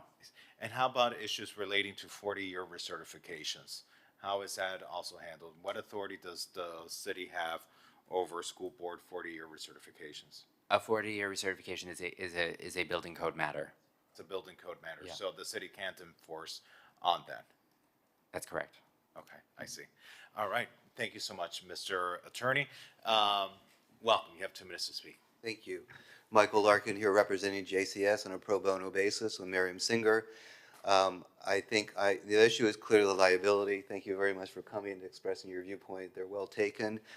But like what Commissioner Bott was suggesting about closing the sidewalks adjacent to this historic building does make a lot of common sense. That way, that if the building would fall, even though it is inset within the property, that it wouldn't represent a danger to people walking by on the sidewalk. And when it comes to liability, there is another innovative suggestion. I think that there's a subdivision of property procedure in Miami Beach called a lot split. You could do a lot split here. The school district could grant the property to the city of Miami Beach. Once the city of Miami Beach owns it, the city of Miami Beach is liable, not the school district anymore. If the whole question is liability, if the rush to demolish it is based upon a question of liability, if you transfer ownership and then stitch your property back together with a covenant, then Miami Beach would be liable to maintain it and keep it up, and then you resolve the liability issue that way. Thank you. So, Thank you. through the chair. Yes. This is exactly the kind of conversation we want to have and why we need more than another day or whatever the deadline is. We obviously want to keep people safe. We want to figure out the best way to move forward to ensure that JCS can accomplish what they have in mind, which I think has been presented in various formats to the school board, in which the school board is quite supportive of. It's, it fits in with what the Feinberg-Fisher community needs. And we just need to make sure that that we don't lose this really great opportunity to do something special. And if we can find a way to salvage the building or part of the exterior of the building with as part of the development program, that would be amazing. So again, Ms. Simon, thank you so very much for being here. And this is not intended at all to be anything recriminatory or anything like that. We are thrilled that you're here and took the time. But also, please understand how serious we are about trying to do the right thing for all of us. So if we can find a couple of more months to figure out, do we do a lot split? Do we do this? Do we do the other thing? We're speaking for the city of Miami Beach, we're happy to close the sidewalks if that makes everybody feel more comfortable. It's a small portion of sidewalk. It's not a big deal to have people go across the street. It's right on the corner. There's crosswalks and stop signs. So if we can continue this conversation, maybe you go back and have a chat with your folks tomorrow, and then maybe you and I can connect on Monday or something like that and see what we can find that makes sense for us together to work forward in a collaborative manner to make sure we get all of our needs accommodated for. I understand, and I will definitely take all of that back, and we'll be talking, definitely. Thank you. Thank you so much. And please extend back to Mr. Perez our appreciation, and to the members of the school board as well for your time. And Yep. you have 4 out of 7 members of the city commission here, and you see here a desire to be a good partner and to collaborate with you in any way that we absolutely can. Thank you. Okay, And you have my email, obviously, because Yes, we've been, so yes, we've been in don't be touch. shy to use it Yes. anytime. Okay. Thank you. Thank you very much. All right, I'm gonna take item 13 out of order because Commissioner Rosa Gonzalez is gonna have to step out, and we appreciate you joining us today. Mr. Director, let's introduce item number 13. Mr. Chair, before I go there, for number 3, I wanted to see, do you want this to come back to the committee in a couple of months for an update, or? I think next month. I think. Okay. Okay. Can you participate via Zoom? I'm just saying, just because it seems like it's a issue of time. Time seems to be of the essence for the school board. We'll be able to address.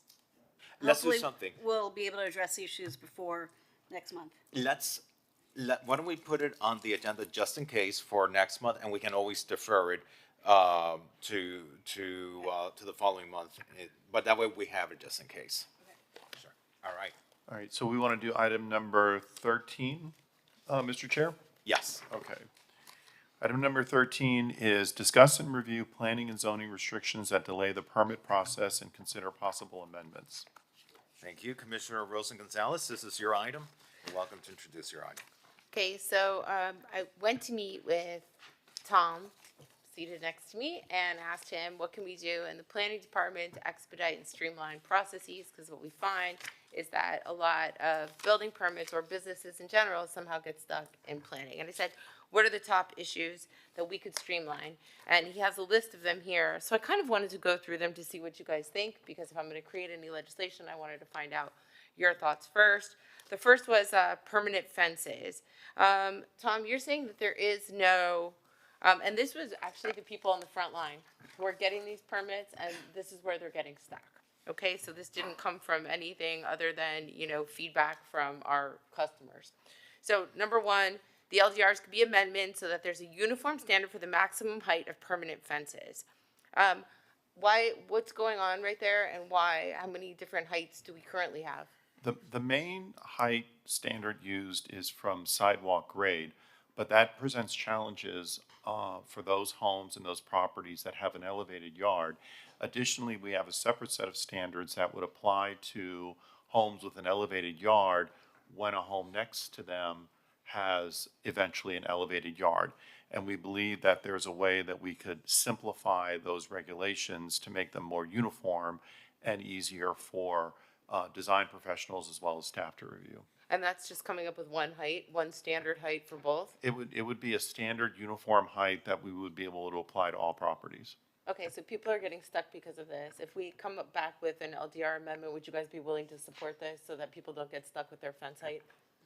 Wait, so it would be the same fence height regardless of if you're a Burma house up above versus? The measurement of the height would be different. I mean, would be the same.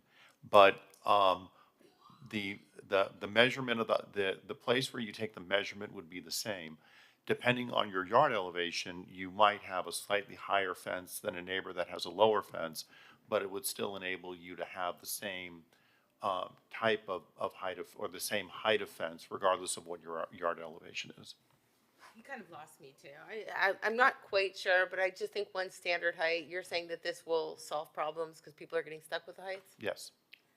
But, so I'm all for trying to streamline things, but if you're in an older single-family bungalow, you're not necessarily going to want a 7 or 8 foot fence if you have, you know, everything is a lower scale. The issue you run into is that if a neighboring property decides to elevate their yard with a new home, their fence has to provide minimum security if they have a swimming pool, or minimum security from intrusion. And if they're forced to measure from grade, it limits the overall height of their fence, particularly on interior side yards and in rear yards where this has become more of an So issue. you're saying that the height of the fence will start at the elevation of the new higher home? Of the new yard. Of the new Of yard? the home, yes. That is, I gotta tell you, I think that is gonna be so out of scale. You think so? With some, this is what happened, it happened in my neighborhood, I saw it firsthand, and it looked very out of place. It looked very out of place because you had a neighbor who had, you know, maybe 1940s or 1950s home, and then you had another home next to them that built higher, and you know, then you had this, you know, obnoxiously high fence. It was really, it's a good idea, but in implementation, it's not visually good. Okay, so let's strike it. I'm not wedded to any of these. These are coming from the planning department saying that this is where people are getting stuck. So let's just exit out. The next one I don't necessarily love either. This one is required setbacks for second floor. Currently, when a 2-story home exceeds 25% of the lot coverage, the second level of the home must incorporate minimum setbacks from the first level. This requirement could be simplified. What do you mean by that, Tom? This is something where if a 2-story home, and most 2-story homes will go to the maximum 30% lot coverage, they're required to provide a minimum setback from the first level. And depending upon the width of the home, the size of the home, that will dictate what the minimum setback would be. This was also something that we think could be further simplified to make it easier to understand and less complicated to review. I would have to see a picture to really conceptualize this. Can you explain it like in simple, non-Chinese It's way? difficult because each home is different from another, because every time you have a new home in the city, it's a custom home essentially. And some homes incorporate these setbacks because they want to. Other times they have to do it because if they don't, then you'll have a large block volume. And so we're not suggesting that the requirement be removed. We're suggesting that there may be a way that we could simplify the requirement where it would still have to be instituted, but perhaps there is a way that we could further simplify the regulation to make it easier to understand. Like what? That's what we would need to come up with if there's a desire to move forward with it. We could either bring We could something back explore, to the th- committee. You could maybe bring- explore that and keep it here. You could for bring now. it back, yeah, like Okay. we're gonna keep it here, but I just wanna go through, there's 3 more. Okay, so this one is a maybe, depending on what that means. Okay, number 3, habitable projections for architecturally significant homes. Allow any habitable projection. What is a habitable projection? A habitable projection could be a one-story addition to an architecturally significant home, a two-story addition to an architecturally significant home. It could even be something like an expanded carport. A lot of times you have these older homes with these open carports, and sometimes people want to extend those. This would give people more flexibility if they're retaining an architecturally significant home to accommodate these additions. This one I'm okay with. If you have a historic home and you don't, because I don't know what it is right now. Okay, this one, could you bring back what the Yes. language would look like for an LDR? Yeah. Okay, and for number 3? Okay, we're almost done, guys. Number 4, I'm not, I don't think I like, but I don't know. Okay, retaining walls. Adjust those sections specific to retaining walls where they overlap maximum fence height and maximum yard elevation requirements. I don't even know what that means. So you whenever you raise, if you're building a new home and you're elevating the yard, you have to have a retaining wall. Okay. If you're doing a berm home where you have to elevate the lot to meet base flood elevation plus freeboard, you're having a much larger retaining wall. What this suggests that we do is take a look at where the requirements for the retaining wall may overlap with fence heights and maximum yard elevation requirements, and see if we can bring in some more simplicity so that people that are raising their yards significantly would have a more simplified set of regulations with regard to perimeter fencing, maximum yard elevation, and the retaining walls. What do you think, guys? I'm happy to consider language for it, but I think we need visuals associated Yeah. with that. Okay, so language for that, but visuals too. Okay, finally. This one is general regulations. Be careful what you ask for, right? Okay. While more comprehensive, a more straightforward set of regulations that relies less on allowable encroachments and exception to setbacks, unit size and lot coverage. Instead, an outer limit pertaining to setbacks, lot coverage, and unit size could be established. What does that mean? Instead, an outer limit pertaining to setbacks that removes sometimes overlapping and complex rules for setback encroachments and exceptions to unit size. I would only do that. That means For that within a historic box, homes. you can do whatever you want, right? Okay, Yes. so what? That means that pretty much within a box, you could do whatever you want. More straightforward set of regulations relies less on allowable encroachments and exception to setbacks, unit size. Okay, so what would you want to do there? So right now, under the code, single-family homes are regulated by a series of different regulations that pertain to overall building height, minimum setback requirements, maximum lot coverage, and maximum unit size. Within that established envelope, there are a number of allowable encroachments. There are a number of allowable exceptions to lot coverage and exceptions to unit size. And that was designed to allow things like mechanical equipment. It was designed to allow things like open porches and terraces. But what we found is that the regulations are very complex. And while good architects don't have an issue with meeting these, the not-so-great architects struggle with it. And this is meant to protect our city, Yes. from the bad architects. Yes. And let me, I mean, I want to be very careful enough because I don't want to offend anyone, but you know, this is supposed to be protecting us from the glass boxes, the glass concrete boxes that are just, you know, these solid walls and these solid things. Right, Tom? Correct. And I have a big concern with this because if anything, we've introduced, Nick, an item as it relates to design criteria and trying to see what other cities are doing to make sure that we preserve, whether it be penetrations and setbacks and I don't know, I get very concerned. These complications were put in place because we are a city of complicated design. That's what makes us unique. And it sounds horrible, but it's supposed to protect our design. We are complicated. I'm complicated. Oh, honey, you don't even know. Okay, so Can that be an agenda item? Discuss Alex's complications. is this a no? Do you want to keep it complicated? Is this thumbs down?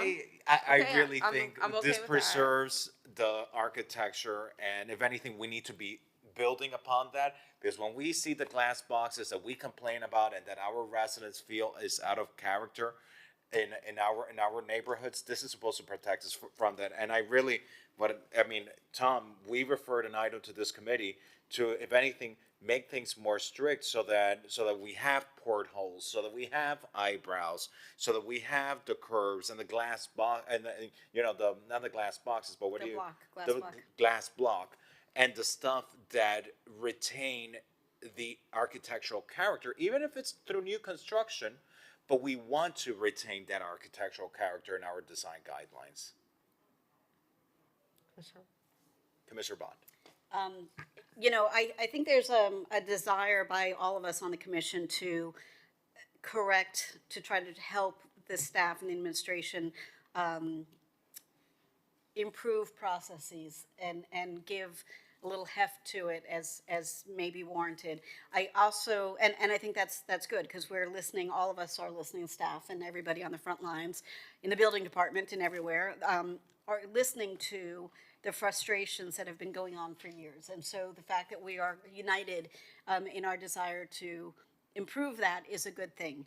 I am very concerned, though, at this move, and not calling this out in particular, but there are movements afoot to streamline agendas and to eliminate types of review and to do all these things that were put into place precisely to make sure that things get done in a manner that the city for decades has deemed is valuable. And so while the processes may require streamlining, and there's always room for improvement, I'm leery of the general direction of removing the safeguards, because then we turn into any other city cosmetically. And one of the things that sets us apart is going through the city of Miami Beach is going through an open air architecture museum. And I don't think we want to lose that. So I applaud the effort to try to go through and identify opportunities to improve what's happening. I'm leery of some of the other things. So when in doubt, let's take smaller steps first. Well, so that's what we're doing here. Yeah. We're going through them, and we decided that 1 and 5 eliminated, but that 2, 3, and 4, he could come back, bring language and visuals, and see if we agree. Okay? Yes. And that's these. There's one, Oh, two. these So two, this one, sorry. this one, this one. Yep, thank you. So 2, 3, and 5, Tom, could you bring it back and show us what that would mean if we agree to streamline it? Yes, I would Okay. suggest we continue this to the May meeting so that we have enough time to develop the text and the visuals, and then we can bring that back to you. And what about these other things? This is just see, the building department has one set of plans and But the are we planning- going to this go is through just these issues as well? No, because these are just explanatory. This Okay, is gotcha. setting up the Okay. item, and then So- these were the, Okay. these were the suggestions. So the item will be coming back. Are there members of the public wishing to speak on this item? If you're in person wishing to speak on this item, please approach the podium. On Zoom, we have Daniel Seraldo. Daniel, welcome. You have 2 minutes to speak. Yes, thank you, Daniel Serraldo with Miami Design Preservation League. It sounds like a lot of the ideas are worth exploring, and I'll be interested to see when they come back more of the details. I do recall the 25%, the second floor had to do with some of the homes that were being built back in the day that were a bit top heavy. And so there was a little bit of that design guideline.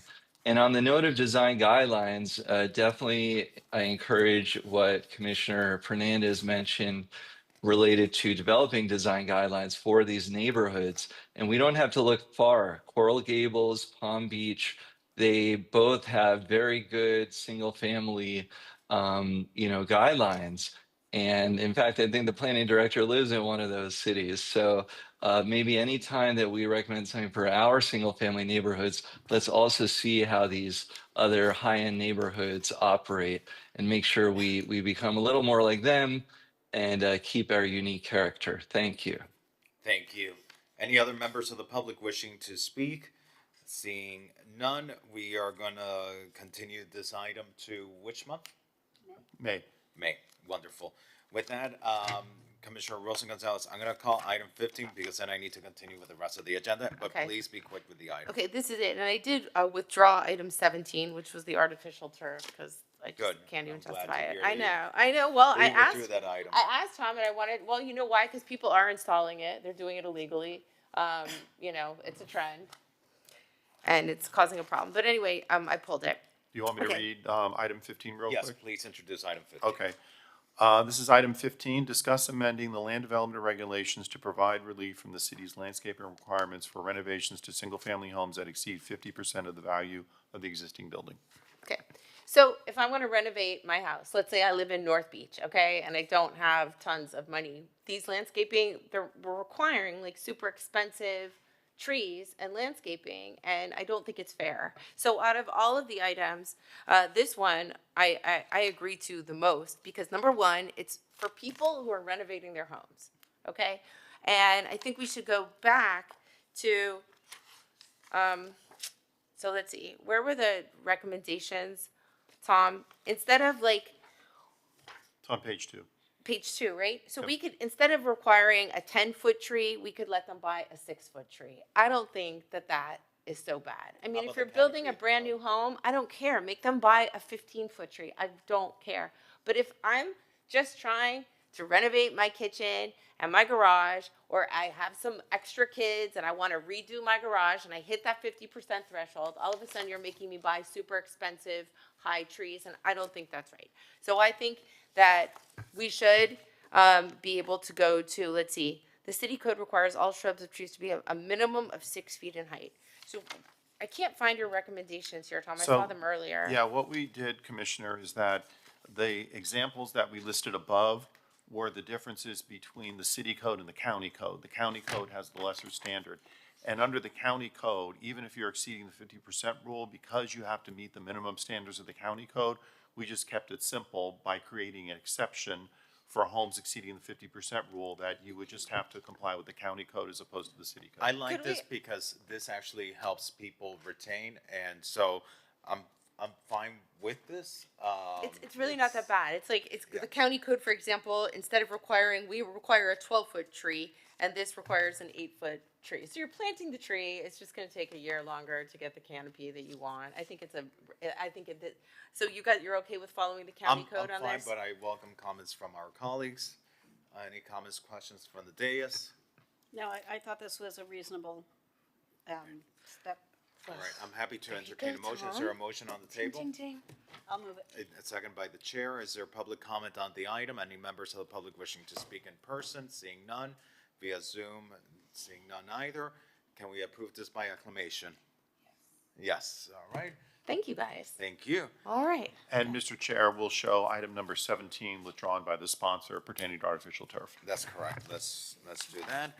And with that, item number 4, is item number 4 still on the agenda? I have concerns that there was materials relating to this item having to do with the North Beach master plan that we're supposed to take a position on, that was not disseminated, that I do not appreciate having to be taking a position on something that I'm not able to evaluate in advance. So are we discussing this item today, or are we deferring this item? I would leave it up to the item sponsor as to whether or not you'd like to All right, deferred or? let's introduce the item just so that the public knows what we're talking about. Okay, this is item 4, discuss the status of the North Beach Master Plan. All right, Commissioner Bott.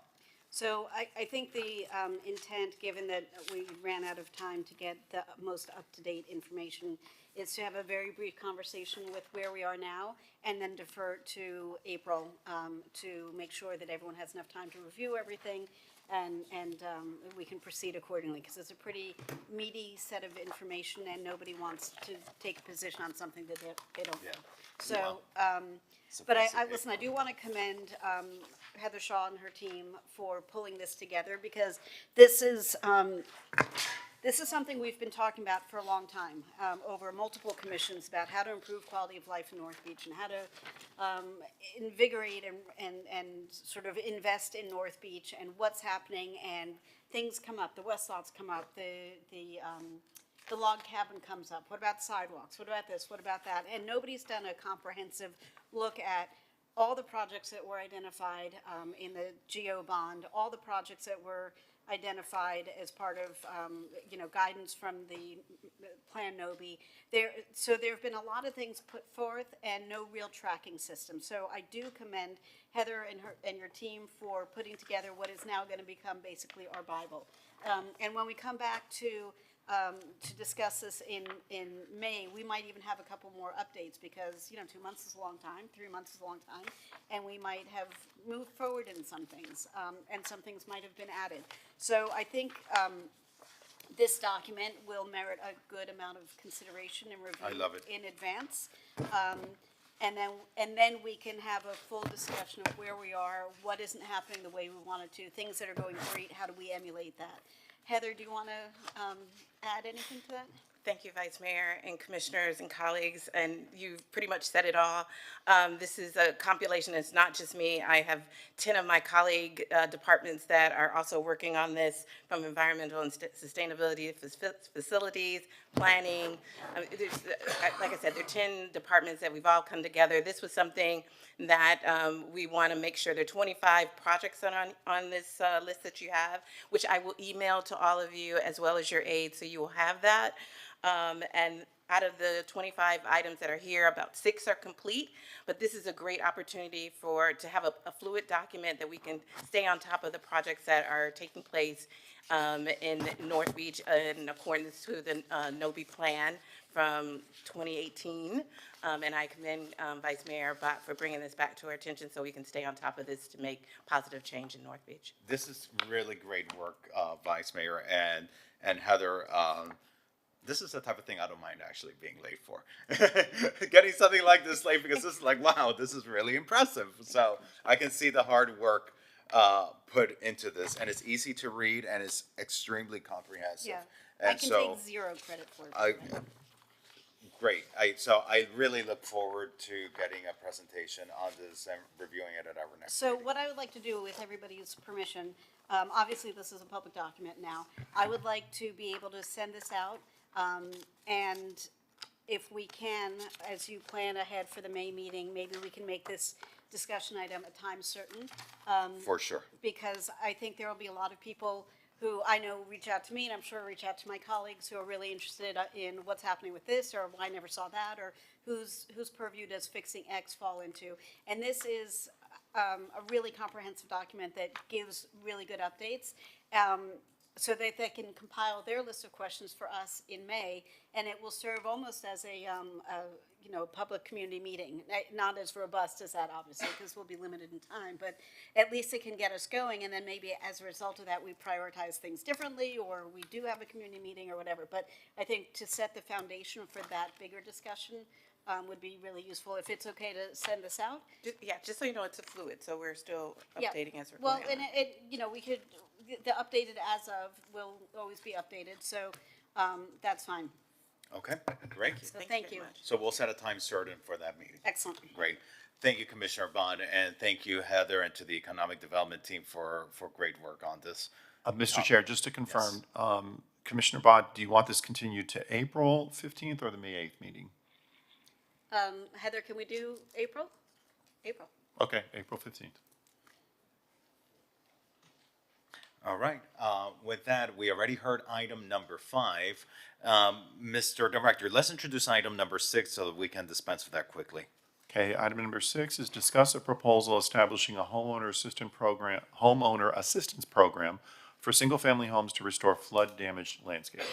And so this is an item I had placed on the agenda because we oftentimes, at least I oftentimes hear from residents and homeowners who take great pride into improving their landscaping, and then you have king tide and you have full moon and you have everything that goes on with that, and your landscaping gets burnt and it dies. And so wanted to see what we could do in order to help individuals, restore some of that grass that does get burnt with this water, and the landscaping that gets killed. The administration does not recommend creating an assistance program. So, I think we already do some pretty good outreach. I don't know if you want to speak a little bit about staff's recommendation. Sure. Good afternoon. Rodney Knowles, the Assistant Director for the Public Works Department. And Mr. Chair, you're absolutely correct. There is information on the city's website regarding the best vegetation that we recommend for the area. Our recommendation definitely revolves around using Florida-friendly, Florida-native material that is best suited for our environment. One of the distinctions we wanted to make was the differentiation between salt-tolerant versus salt material that can withstand saltwater inundation. There's a slight difference there. We'll make a better effort at making the public aware of which conditions they stand the best chance with. Thank you, Rodney. You're welcome. Thank you, and I appreciate staff's consideration of this item. Happy to accept staff's recommendation, and with that, we can close this item. Thank you. Thank you, and I want to also thank our Public Works Department. I see we have Jay Fink here. Jay has been working on a number of issues for us, from swamp gas to flooding to a number of other things under the leadership of Brad Kane, our interim Public Works Director. And I just really want to commend the Public Works Department, all of you, Ronnie, you as well. I really love the work that this department does. I'm grateful for the work, for the responsiveness. I think our residents appreciate how active you guys are out in the community. And so I just wanted to express that publicly from the dais as representatives of our residents, how much you are appreciated for the work your department's doing. Commissioner Bott. And if I may jump onto that bandwagon, we've been doing these walkthroughs in North Beach and now in South Beach, and we're going to be all about the town. And your department is incredibly well represented and incredibly responsive as we see, things that are amiss or that don't look quite right. And sometimes even we have a Public Works truck following us along and moving into action as we're identifying problems. So well done. Yes, very grateful. Thank you to the Public Works team. Keep up the great work. With that, Mr. Director, let's introduce item number 7. Item number 7 is expedite the opening of the Baywalk and move the development of the Baywalk up on the GeoBond prioritization list and present the Baywalk to the LUSC committee. Commissioner Dominguez, this is the good news item because there's so much great stuff and exciting progress happening there. You're welcome to introduce your item. Oh, it's my favorite. Well, we had the groundbreaking for the pedestrian bridge. There's been extensive work behind the Mondrian to complete those segments. What I'm most interested in hearing is the missing links that contracts with board of directors in different buildings, Southgate, South Bay, Lincoln Court. I want to hear about those. Mr. Chair, Vice Mayor, Commissioner, good afternoon. The update I have for you, as you mentioned, it's a good news update. The pedestrian bridge had the groundbreaking. The segment behind the Mondrian and Mirador is virtually complete. They're wrapping up final inspections and doing the last of the cleanup. The update I have for you on the other links is that the South Bay Club, that's 800 West Avenue, we received the city attorney's markups on the final agreement. We're reviewing that, and that should be going back to the board in the next day or two once we have a chance to confirm that all the comments have been addressed. And then the other 2 links, which is the Bayview Terrace and Bay Garden Manor, As you are aware, there's a potential development taking place that we've been working with both of the buildings to try to see how we put that into effect. Thank you so much. Colleagues, any questions? No, great progress. Thank you for keeping the pressure on this, and it was great to be there last week. It was a nice event. It was last week. Yeah. It's great to be there last week, Commissioner Dominguez, with you, celebrating this incredible milestone. Hopefully, within 20 to 24 months, we'll have bridge. Yes. Connecting people and The communities. future Mark Samuelin Bridge. The future Mark Selman Bridge, yes. Yes, very excited about that. That's amazing. All right, so we'll talk next month. Yes. All right. With that, I'm going to call item number 8, and then after item number 8, we'll get the update on Ocean Terrace. So let's introduce item number 8 first. Okay, item number 8 is monthly updates on historic hotel redevelopment on Collins Avenue between 14th and 20th Streets, including an overview of pending permits and progress updates from development teams. Thank you so much. And I placed this item on the agenda. It's an item that's been recurring. There are ambitious plans for this part of Collins Avenue. I think there's over $2 billion that's been reported on, $2 billion of investments in high-end hotels, in residential units, and restaurants.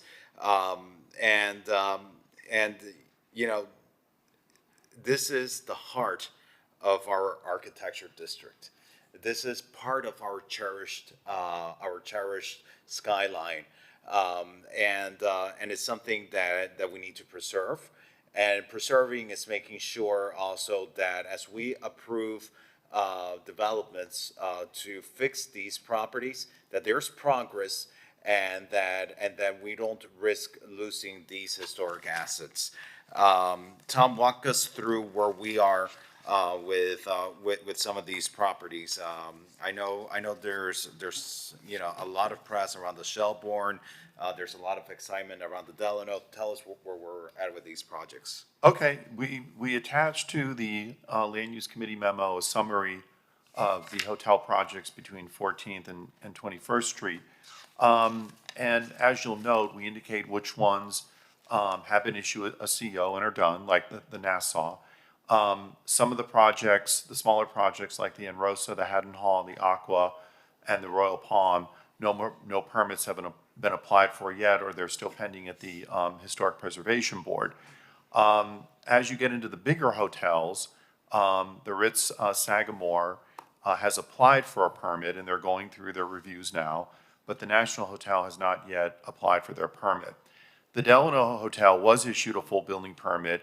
It's an active construction site, and virtually all the new windows have been installed. In conversations with the applicant, they have indicated that they are moving ahead at full speed and that they would like to be done by the end of the year. Amazing. The Raleigh Hotel, I believe we have a representative here to speak to that. And we'll get to them. Yeah. The Shelbourne Hotel also has a full building permit issued.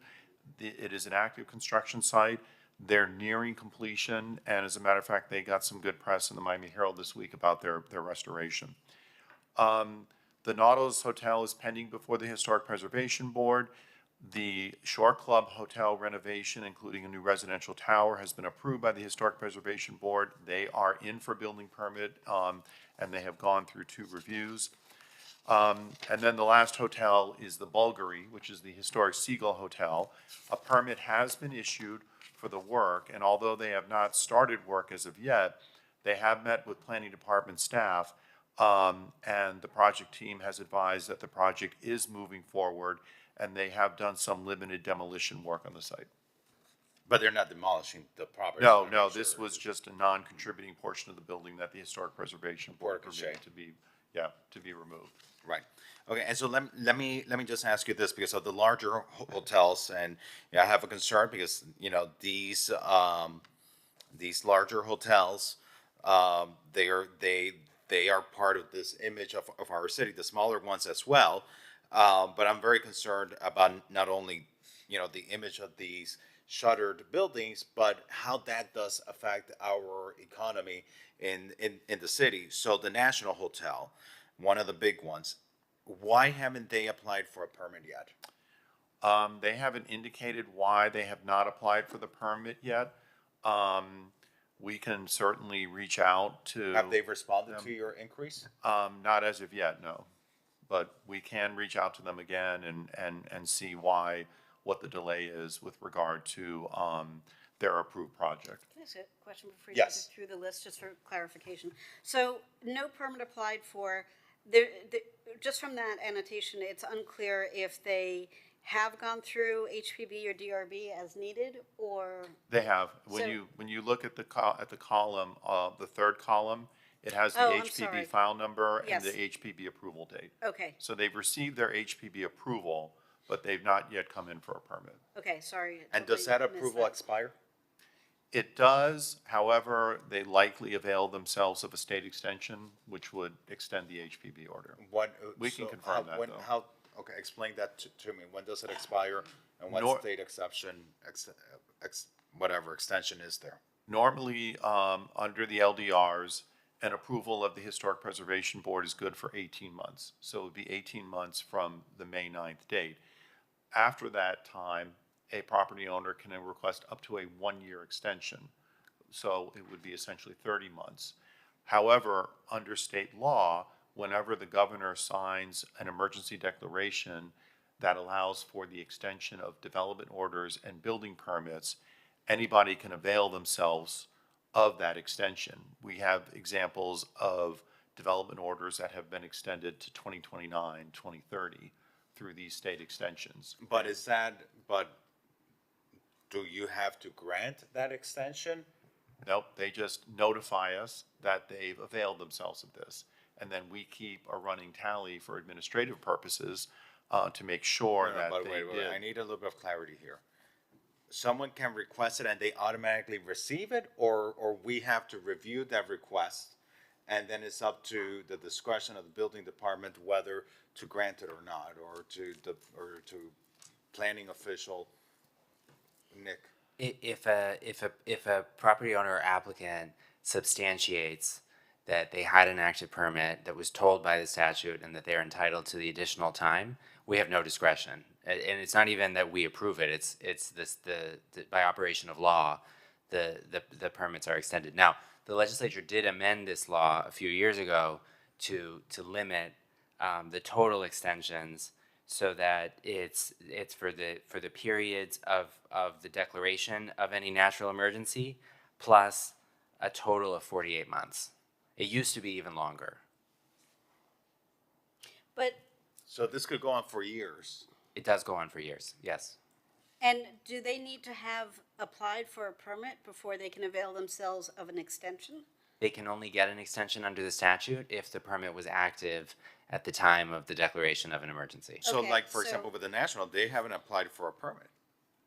Well, some of these will extend orders. So some of these state Yeah. extensions apply to development orders. It's both.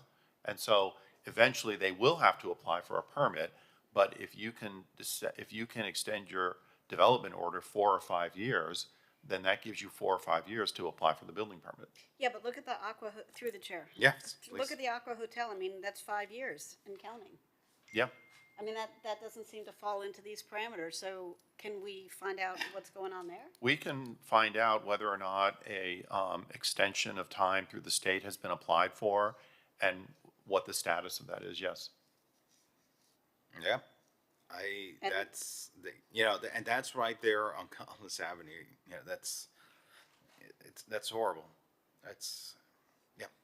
We need that, All right, let's talk about what's going on with the rally. I see we have a representative of the rally present. Mr. Gonzalez, welcome. Good afternoon, Mr. Chair. Alfredo Gonzalez for the record with Greenberg Torg on behalf of BSD Raleigh, the property owner.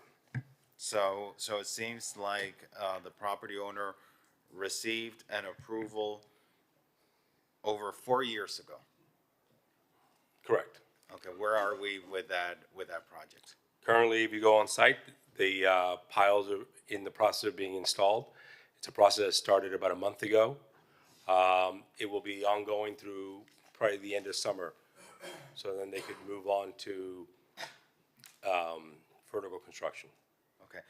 Has the property owner secured financing for full construction of the project? I'm here to tell you what the construction project is right now. Those are more business terms, and I'm happy to relay that back to the property owner and schedule a meeting, but not necessarily at a public forum.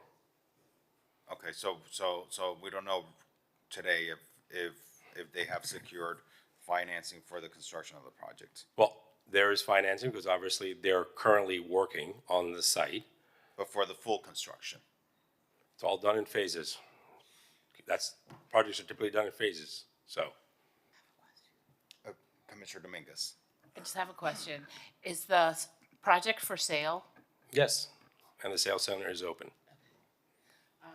I meant to another developer to complete the project. Hmm? Is it for sale for another developer to pick it up and complete the project? At this time, Michael Show is actually the one doing all the work, and it's At his this project. time? Yeah. Okay. No, I had Currently, heard a you asked me rumor today. that the project was being courted for sale, and I was just curious if there was any, Change of ownership being Yeah. There is, contemplated? at this point, they're actively doing the construction of the project, and welcome anyone to go by the site and see the work being done. Alberto, you know I love you, but that doesn't answer the question. So currently, yes, Mr. Schro is doing the work on the site, but that doesn't answer the question as to whether or not there are discussions or there's a desire to offload the project to somebody else to finish it.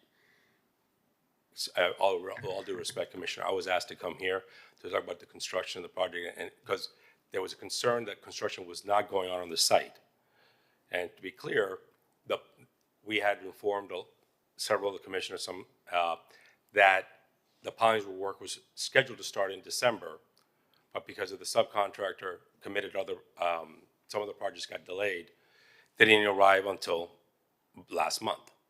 So work is ongoing, it's continuing, and that is really what I could say. So I understand that you were asked to come here to talk about the construction, but to us, it's part and parcel because we see the hulk there that is well buttressed, and that's all great. But, you know, hurricane season is coming upon us in a few months, and it gives at least me pause because I'm not an engineer. I have no idea how useful all these things are. I'm sure other people are much smarter, have it sorted out. But when our residents ask us what's going on with the Raleigh, especially because that is such an emotional connection to so many residents. I heard they're looking for money. I heard it's for sale. I heard. We need to be able to tell them. So it's great that work is starting again, that the pilings are being put in, and understanding that there are delays. It's part of the nightmare of construction, and understanding that projects can get financed in phases to correspond with the outlay of cash that is necessary. That's all well and good, but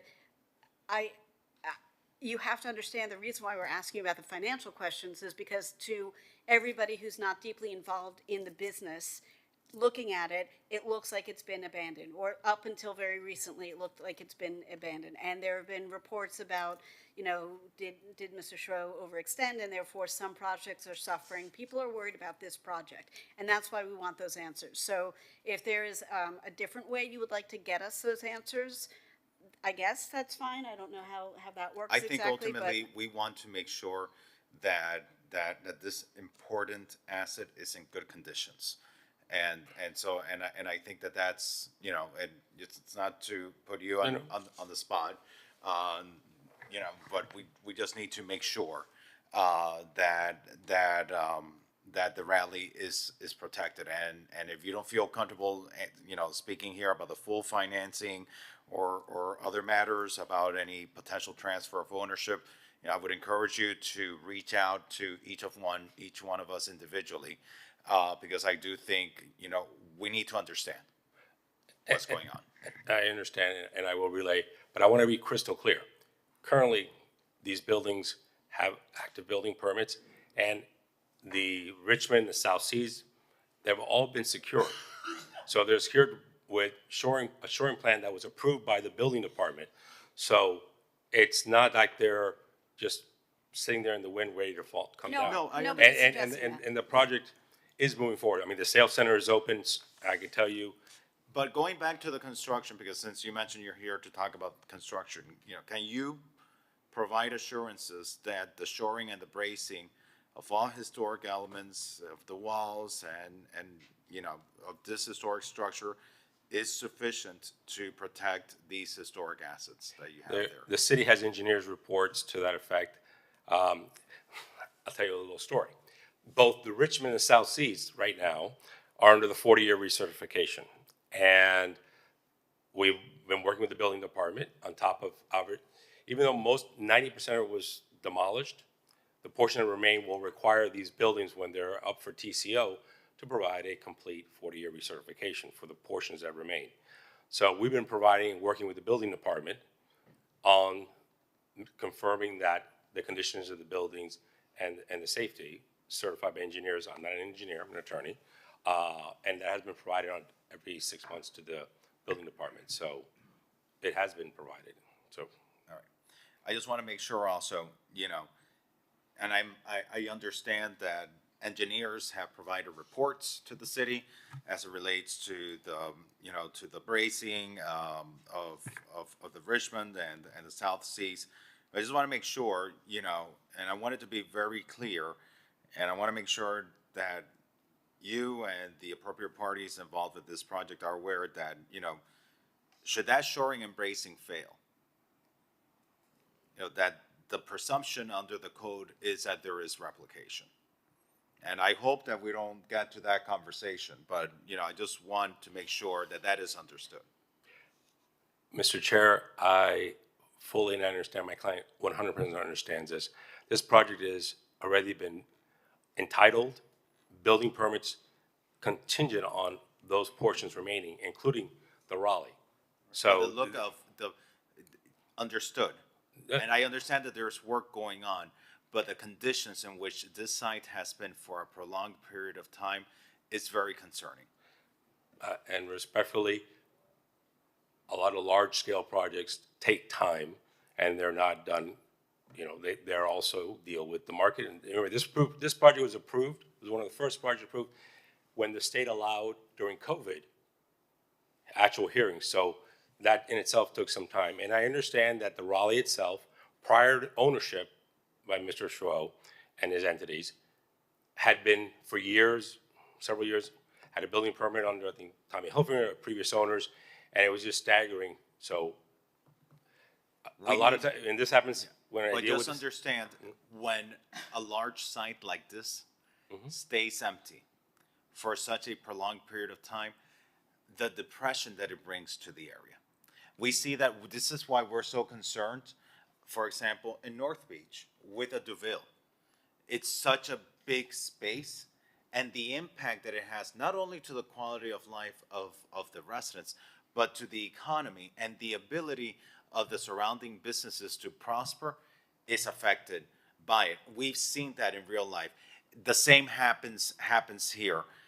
I need to know, Mr. Attorney, because, and I appreciate Alfredo being here today in representation of his client, telling us what's happening today, and we can only go by what's happening today.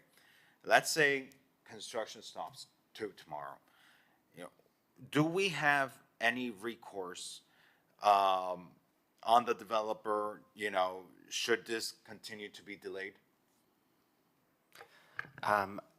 Two things, Mr. Chairman. One is if there are any building violations along the way, obviously the building official could intervene as an enforcement matter.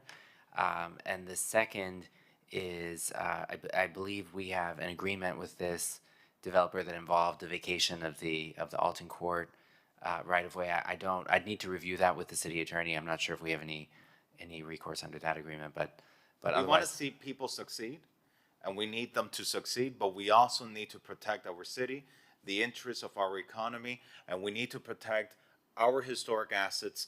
That is what people identify with our city. So you know, this is something that we're going to continue to take very seriously. This is the image of our city, and this is the economy of our city. And so I appreciate you being here with us today. I encourage you to set up one-on-one briefings with us to share anything that you might not be able to share here publicly today, understanding that I hope that when you come back in the future, you'll be able to share a little bit more publicly, because I think when we don't answer certain questions publicly, it just raises more questions to the public, and that's something that we need to avoid. No, and I understand it. I'm happy to meet with everyone individually. Thank you. With that, if there are members of the public wishing to speak on the item before us today, feel free to approach the podium. Seeing none in person, Jane Krupp on Zoom, welcome. You have 2 minutes to speak. Hi, you've been just discussing, I'm getting some feedback. You've been discussing another Albert Annis, oh, I'm sorry. I would like to discuss another Albert Annis building, the Winter Haven, which I was called out for.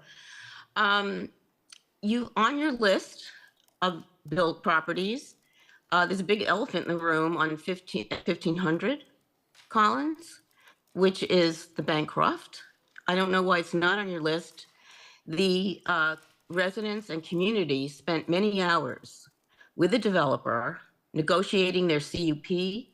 I believe they got permits, and then all of a sudden, nothing. So if you could put that on your list, maybe, because it's sitting there languishing, no action. It's a major, important historic property, and I'm not sure why it was not on your list. So of just, tell us what's happening with that property. Anyway, that's my request. If you could please include that in your discussions, it would be appreciated. Thank you. Thank you, and I think there might be somewhere a discussion about that, Mr. Mooney, but we'll find out, and if there's not a separate item about this, we can always try to incorporate an update as part of this item. Are there any other members of the public wishing to speak on this item? Seeing none, I think with that, we can continue this item to next month. And we're always happy to welcome Mr. Gonzalez for his updates. So we look forward to seeing you back next month. With that, let's bring up Ocean Terrace, Mr. Director. Okay, this is item number 18. And this is to discuss the status of the private portion of the Ocean Terrace redevelopment project. All right, Commissioner Bott. We are very excited to have this come online, and I appreciate that Sandor Scher is here live in the flesh to talk about the project. The park looks like it's getting ready to open any minute, and that will be a nice change to have that back up and running. But we're really eager to know what's going on with the buildings themselves, both on Ocean Terrace and on Collins.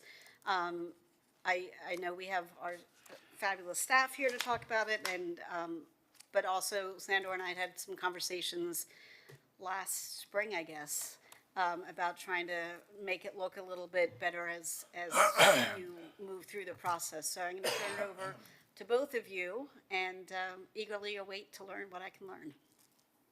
And I think you're more interested in hearing from Sandra than from me, so I'll let him fill in. Okay.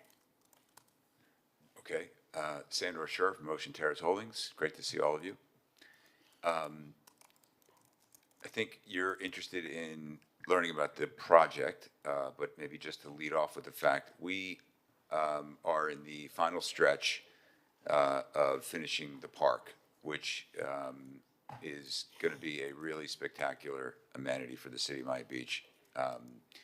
Ultimately, it will cost us close to $20 million, which is significantly more than we proffered at the time, but we wanted to make sure that this is a really world-class amenity for the city. We think it will be. We think it'll be something that'll be talked about all over the globe in terms of the quality of it. We have the artwork installation commencing.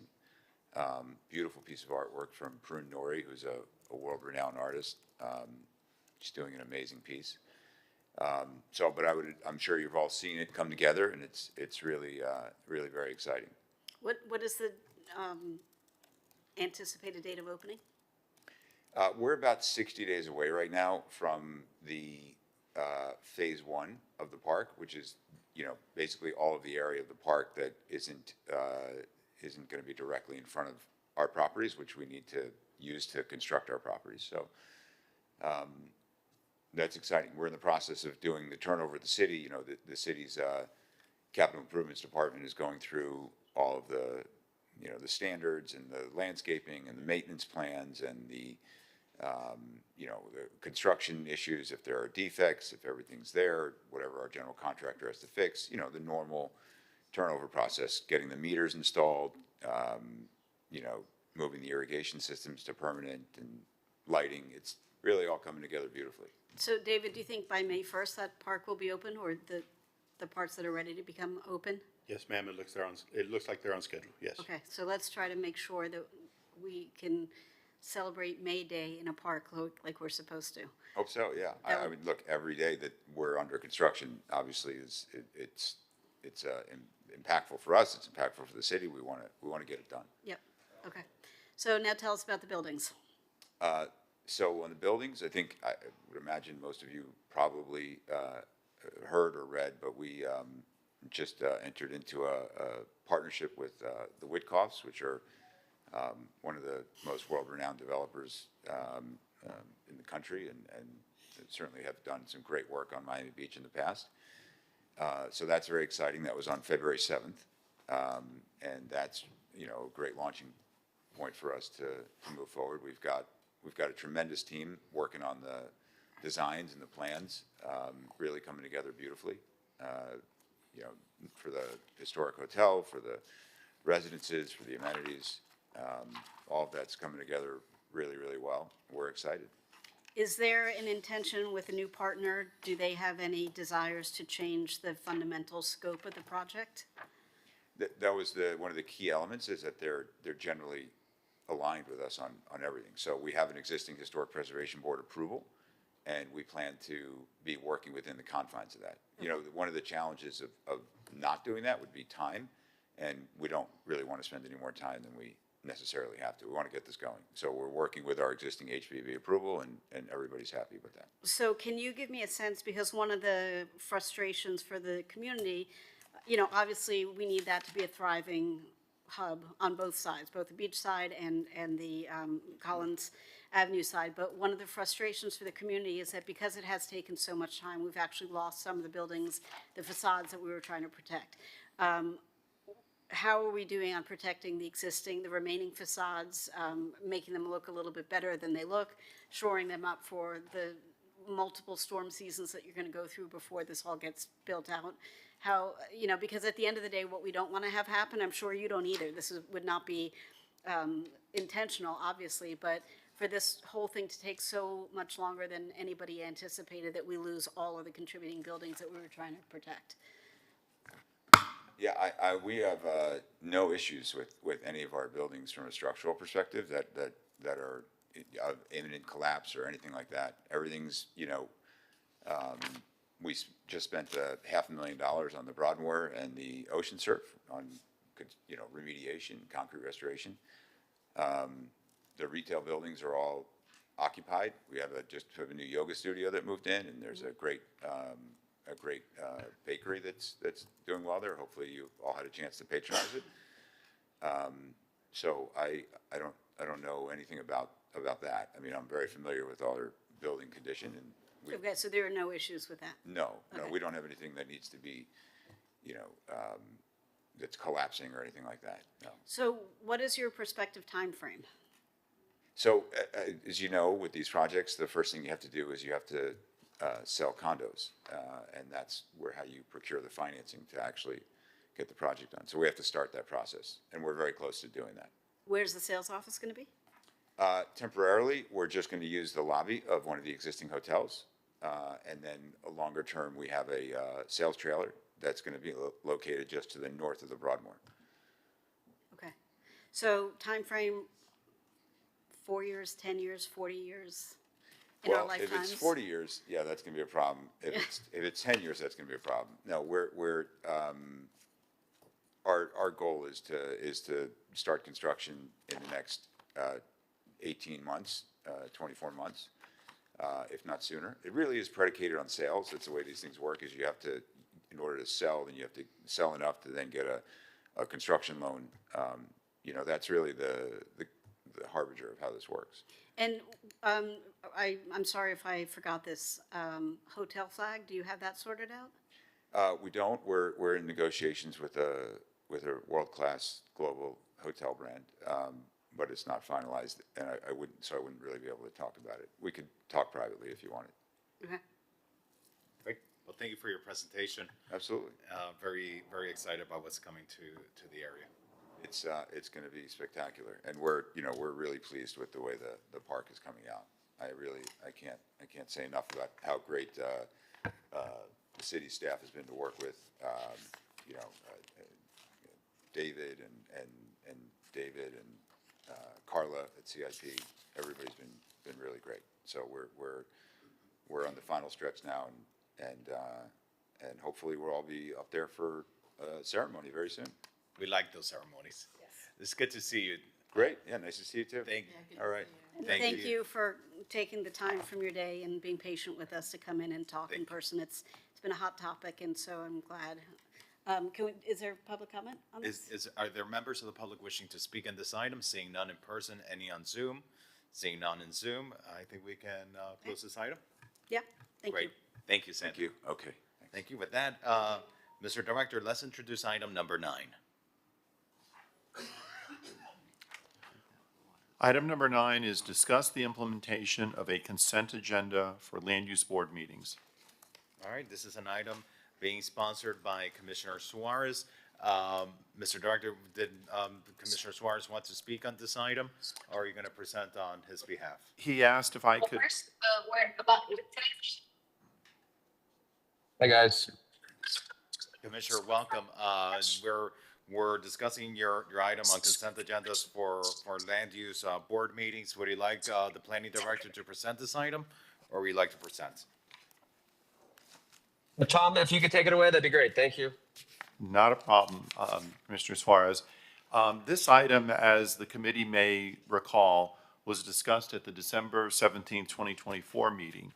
And the committee voted to continue it to a future date with the direction to staff to develop LDR text that would codify a practice that we have been using over the years to implement on an as-needed basis a consent agenda for the city's land use boards. And so within the memo is a potential amendment to Chapter 2, Article 1 regarding land use boards. And under procedures, we've created a consent agenda process that is consistent with how we've applied these in the past. If there's consensus on this, the administration has no objection to this LDR amendment. And if there is consensus on this, then the Land Use Committee can vote to recommend that the City Commission refer a draft ordinance to the Planning Board. So with this item, right now, land use boards, so like the Planning Board, the Historic Preservation Board, the Board of Adjustment, Design Review Board, they wanted to have a consent agenda. They could have a consent agenda. Yes. And so, and who determines today, under their current practices, whether they have a consent agenda or not? Staff. Staff. Based upon the length of the agenda and whether or not the criteria could be met. Okay. All right. And this item does not dictate that there be a consent agenda. It just formalizes the ability for staff to have a consent agenda. That's correct. And let's say, because I do believe in the autonomy and the independence of these boards and committees. And so let's say, Mr. Attorney, if the planning director puts a consent agenda, but the board decides to take a different approach, and the board doesn't desire to have a consent agenda, does the board have the ability to vote not to have a consent agenda? The consent agenda would operate much like it does for the city commission, where one member could say, I'd like to pull this item for discussion. And that I understand. However, let's say the board doesn't like the idea of having a consent agenda. And pulling an item from a consent agenda is sometimes controversial. and so, you know, let's say a board doesn't want to have a consent agenda. Can they vote to establish their own position to not have a consent agenda? Yes. Okay, and that's in the current practice. They And how about in the proposed legislation? this would create a framework for the boards to have a consent agenda. But no, the planning director may establish a consent agenda, but can the board decide on its own? Does this legislation allow the board on its own, independent of the planning director, to decide whether or not it wants to have a consent agenda? Yes, it does. Okay, where in this legislation does it say that? Give you the section.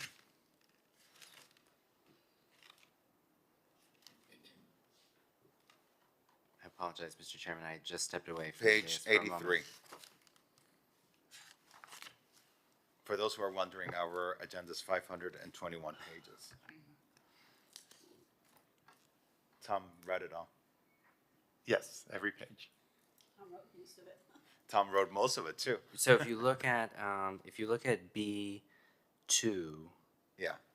the one of the conditions for a board to have a consent agenda is that all voting members of the board present at the meeting shall agree to forego a presentation. So implied in that is that that the board would have to by acclamation agree to having a consent agenda. So the board has discretion. Okay, so a planning board member can make a motion to say, listen, I don't think that the planning board should be having a consent agenda, and they can make a motion and say, you know, I want to move that this planning board not have a consent agenda, and that each item be its own standing item. you Yes. know, as the regular order for every meeting. Right. Okay, that's the case, I'm fine with this. Commissioner Ball. So would they have to do that at every meeting or just once for that? Excuse me, for that impaneled? It would be, if there is a meeting where a consent agenda is presented, then the board, all members of the board present would have to agree to forego a presentation and/or questions. At every meeting, they will have to do that. At every meeting Okay, so where I'm there getting is a conflicting, consent I'm agenda. getting that conflicting information. I'm getting one opinion from the city attorney and one opinion from the planning director. I think if either the sponsor or the committee has a position one way or the other on that, we can make sure that the legislation is crystal clear, but this could be either way. Okay, I think I'm fine with boards and committees having a consent agenda. I'm fine with the planning director being able to recommend that they have one. But I think ultimately it should be up to the chair of those boards and the committee members to decide, do we want as an order of business to have a consent agenda or not? And so that's what I would like to see incorporated in here, is the ability for each board to be able to determine that, let them make a motion and be like, the planning director hasn't recommended this, but we want to have a consent agenda. Or let them make a motion and say, listen, every month we're getting a consent agenda, and we are approving things because no one wants to pull it. I want us to have just the ability just not to have a consent agenda and each item be treated as its own, individual discussion item. So if we could find a way to incorporate that in here, I'll be comfortable, supporting this.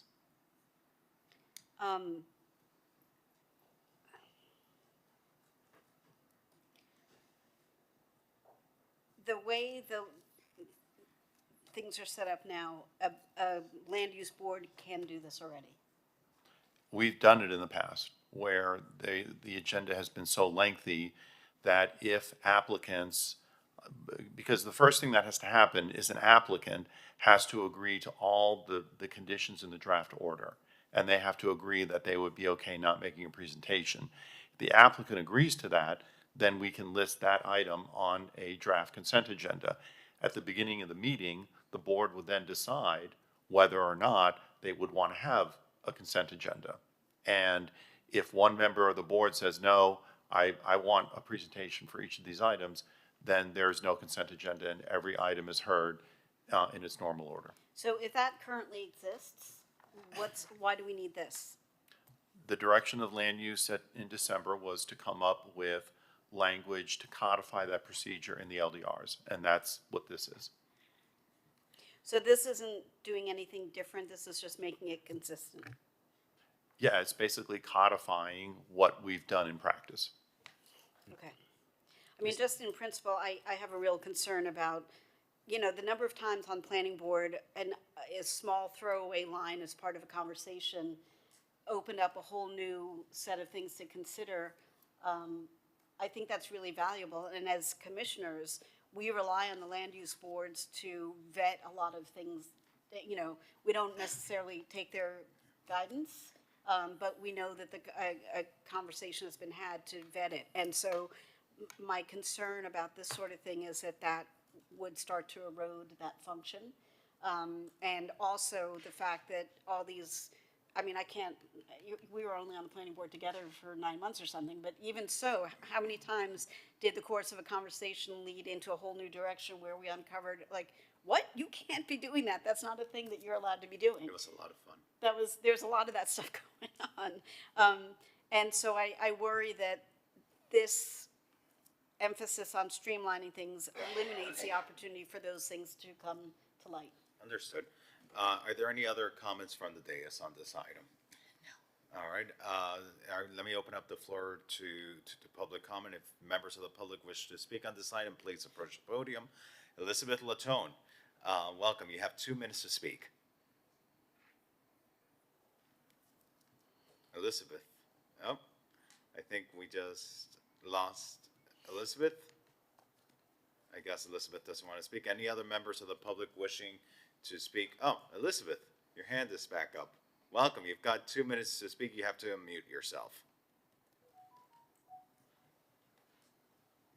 Okay, you guys didn't unmute me the first time. So I'm not a fan of this. And as to Commissioner Bott's point, there are a lot of things that need to be heard, and I'm afraid something's going to get slipped through the cracks, and it'll come back on the planning board for not having heard it.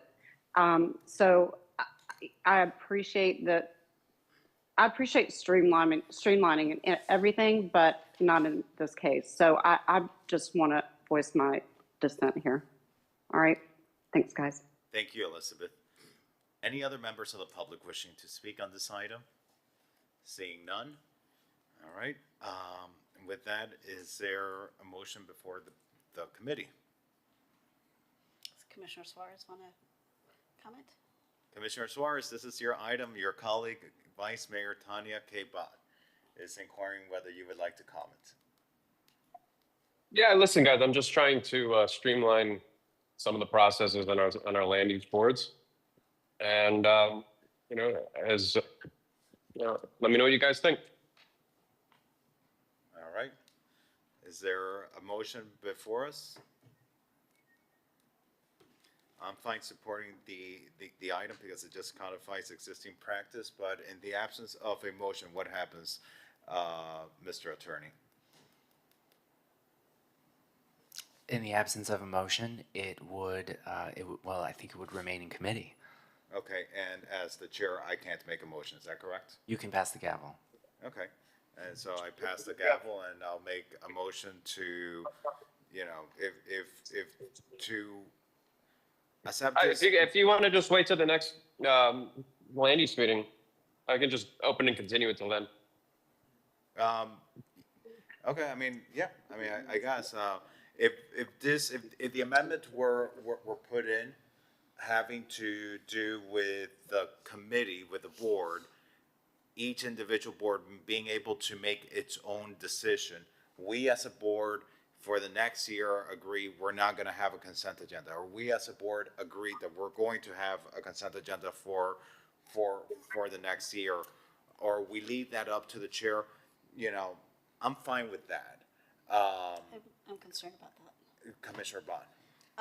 So my concern about that is that at the beginning of the new year for a board, they might think in principle, oh, this is a great idea, it'll make it more efficient, without Knowing the consequences. knowing the consequences, especially on, in those years where you have a lot of turnover on a board, and so people might not have had the. So let's the defer the experience. item. Is there a motion to defer the item?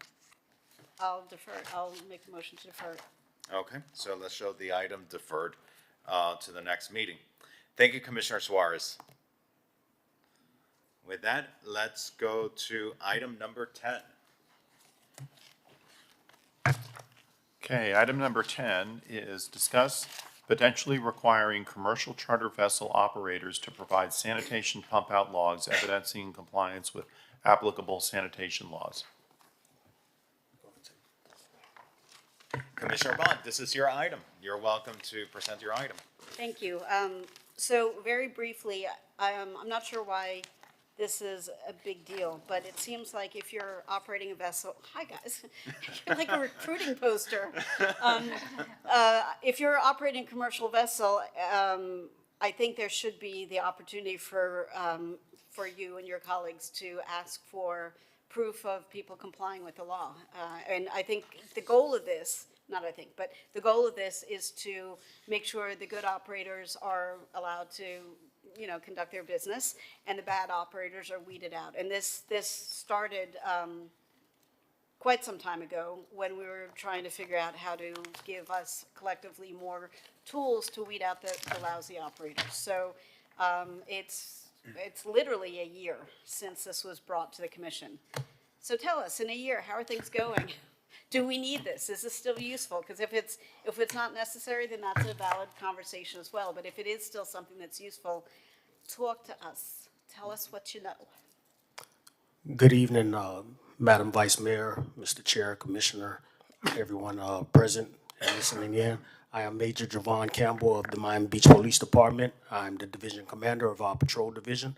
I'm fortunate to be accompanied by our Marine Patrol Unit Commander and Mid-Beach Commander, Captain Luis Sanchez, and Marine Patrol Unit Sergeant Javier Fernandez, and Marine Patrol Expert Officer Tommy Flashauer, who would do the majority of the talking points in this item here. I'm going to turn it over to Officer Flashauer because he's the one that does the majority of the force enforcement that we depend on that's related to this, and from an inspection standpoint. And we're here to address any questions or concerns, suggestions that you all may have to make the end goal come to fruition. So with that, Officer Flashauer. Welcome, officer. Is this on? Yes. Okay. Good evening, everyone. My name is Tom Fleischauer. I'm an officer with the Marine Patrol Unit, and I'm the derelict vessel investigator. What I'd like to do is talk to you about the Marine Sanitation Device Florida statute, how we currently use it, and answer any questions you may have as to how we could use it with charter vessels and MSD. So for starters, I'd like to talk a little bit about the how the state statute reads.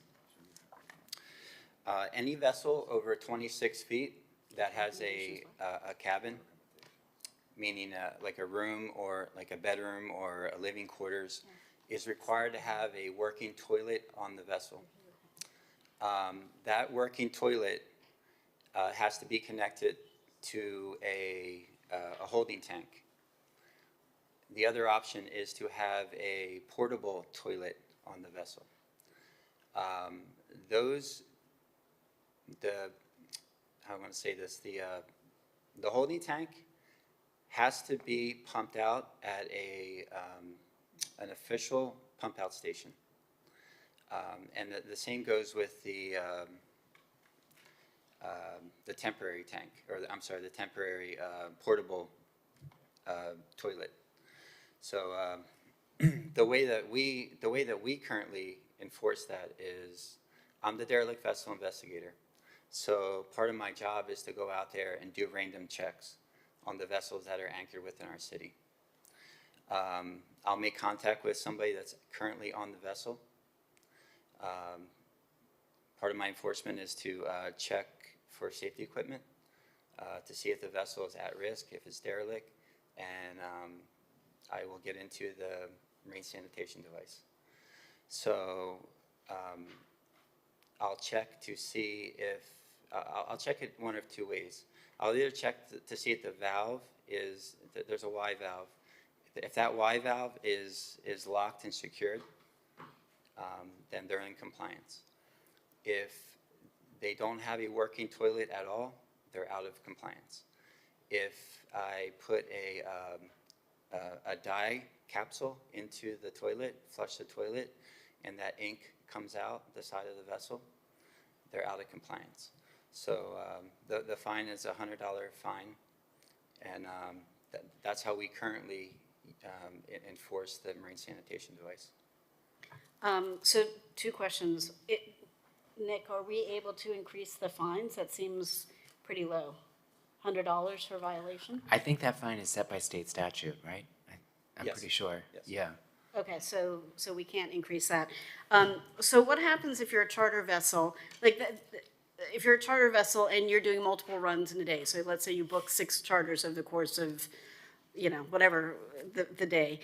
Are charter vessels required to pump out between each set of paying customers, or how does that work? Because I just have visions of, charter vessels on trip number 5, and everyone's had a big day out on the water, and it's just disastrous. Do we have? The way that I understand it is about the time that the holding tank gets full, it's about the time that the vessel needs fuel. So when these vessels are at the fuel docks, that's usually when they're getting pumped out. The holding tanks varies between the size of the vessel. So like a 55-foot charter boat, which is your run-of-the-mill charter boat, that thing has a holding tank of about 200 gallons. So when that vessel goes in to get fuel, from what I understand, it typically gets pumped out.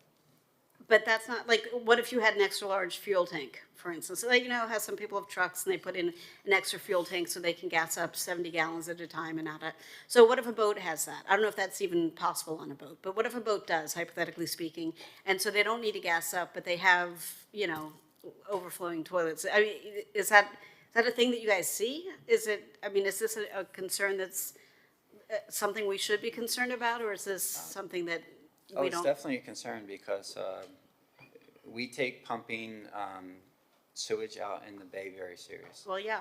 So the thing is, we have to see it in order to make to enforce that statute.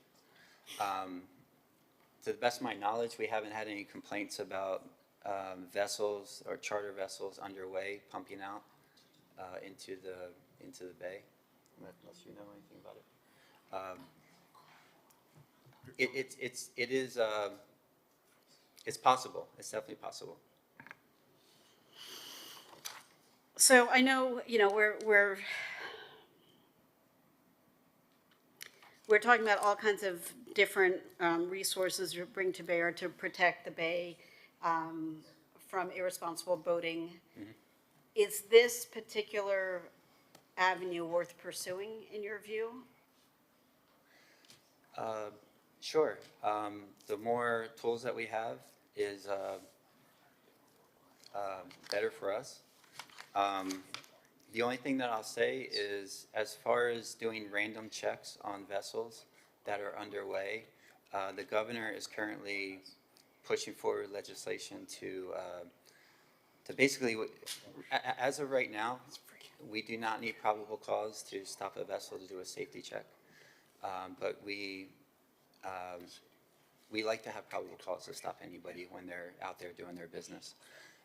But the governor is currently making it, or pushing legislation forward to have the same set of rules that we have when you're driving in your car pertain out on the water. So we would need a reason to stop you. Yeah, the way my understanding of it is, unless your boat's literally on fire, we have no recourse, right? Like, we just have no reason to stop anybody if he gets what he wants. So that being said, is there something we can do that anytime somebody does go in to gas up, that they do have to either provide documentation that they don't need to pump out, or that they have already pumped out?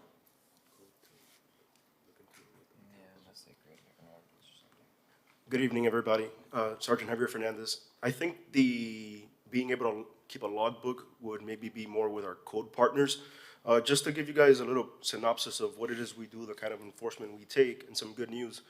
Over the last year, the Marine Patrol Unit has taken a very aggressive and proactive approach to dealing with chartered vessels and with nuisance complaints. We were getting a lot of complaints about loud noise, specifically coming from these boats. The unit takes very proactive enforcement action in regards to the city ordinance for loud music, and also with that, the Miami-Dade County ordinance, which carries a stiffer penalty. So anytime the officers are underway and they encounter any vessel, whether he's a chartered or just recreationally operating, if they're a nuisance, if they're exceeding the noise limit, then the officers know to address that vessel. So what's been happening over the last years, a lot of these vessels have gone underway from Miami Beach, and they'll go to other places, kind of like a Marine Stadium, where the city of Miami does their enforcement action. Sometimes they'll go to Fisher Island, they'll go offshore. Some of the boats that we have from our city aren't necessarily being a nuisance to us anymore, because the understanding among the boating community is that if you come to Miami Beach and you're a nuisance, you're gonna be dealt with swiftly by the Marine Patrol Unit. So every once in a while, we'll have stragglers that'll come through our city just because they don't know the rules, they don't know how we operate, but we do deal with them. As Officer Fleischauer said, adding the tool for the MSD check, that's a great thing to have. I think if we get in contact with our code partners, we're able to have them, maybe the chartered vessel present some kind of a log with the receipts that those things are being addressed. But he did go to Miami Beach Marina today, and the understanding is that they are complying with the pump outs every time they go and they fuel their boats. So do you want to come back in 2 months or whatever it is, with a plan that you and Code have worked out about how to make that, bring that to life? Absolutely, we Does can that meet. work for everybody? Sounds good. Yeah, we can meet with Code.